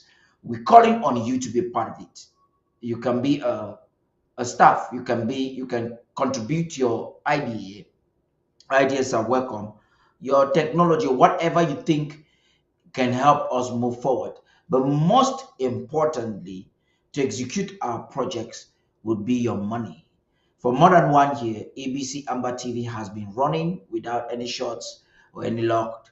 We have increased in our production quality and quantity, if I may use that term. We have more programs, and there are many more programs coming up. We are hoping to expand our grounds to create more ABC Amber television studios in different parts of the world that will help us to meet up with global competition. That is a project that Ambazonians have proven they are capable of it. ABC Amber TV has pioneered projects. When the Coopers hijacked all of our accounts, ABC Amber TV hosted the entire government for close to 6 months. ABC Amber TV was keeping government money and everything, and it was a success, and it went on well. ABC Amber TV has been the forerunner of the creation of all the websites that ABC that we have in today. We did that before National Treasury was doing for refunds. That is to show you some level of maturity that ABC Amber TV can take product or projects and handle them. A very vital member of ABC Amber TV, that was Comrade Claude Chi. We know of his demise as we speak. ABC Amber TV is thinking that because he was a visionary behind all of these projects we had, it will be our responsibility to do some strategic donation in his behalf when we're organizing this conference or the series of these workshops and the press conference. We're going to do some fundraiser, and a particular portion of it will be targeted for him and his friends who have or their families that are facing some challenging situation. So we think that every Ambazonian has got to be a part of it. There are different levels. If you go to our website, there are different levels. You can subscribe monthly to just be a normal club member. We're encouraging you to also be a patron, and there are different levels of patrons. We have patrons that are giving us $1,000 monthly. We can also have those who are giving $500, $200 every month. It's important that we have that different categories of people, but as many people as possible. We're looking forward to the fact that we would like to have at least 300 more Ambazonians subscribe with $50 at least, or 100 or 200 Ambazonians subscribed for $50 as we do this conference, this upcoming conference. It cost us more than $3,500 to have had the press conference, the last press conference, to help the president have the interviews that you've heard, and there's still more to come. One of it has delayed, but the president will be having an interview one of these days, and I think that is very important for us to ensure or enhance. So it's all about you partnering with us to do great things. This is our time. It's a time where our existence as ABC Amber TV is a statement that Cameroon cannot take, and they think they can shut us down. Unfortunately for them, it is not possible. Legally, physically, or spiritually, they have failed before, they will forever fail, and they will continue to fail. You think that we've arrived somewhere? No, watch and see us in the next 6 months to come, what we're gonna do. The vision I even had in my mind for a news, we've not executed. I had a meeting with the newsroom the other day, and I told them we've just started. We've not even done 5%. Yeah, so one of the reasons why we've not done up to 10 or 20% of what I'm envisaging for the newsroom is because of logistics. It takes bucks, huge sums of a budget to get your newsroom to a level that meets global competition, not just with the logistics, but with the quality of staff. Thus far, we've been able to train some staffs that have been there for close to a year now. We met with some who were professionals, some who were not professionals, and we've trained them. First of all, they've understood the vision and they're constant. So we need to move to a new level. We're calling on you to be a part of this new level. You can do it. You can do it. It takes audacity to win in this world of plenty of competition and great ideas. In a world that's made up of huge scientists, it takes audacity. And it is that audacity, I would say audacity of faith, that you and I have to confront La République du Cameroon. And that same audacity we will use to take ABC Amber TV and put it on top of the game in mainstream media. We can do it. God bless you and have a beautiful night. It's been Tarh Paddy.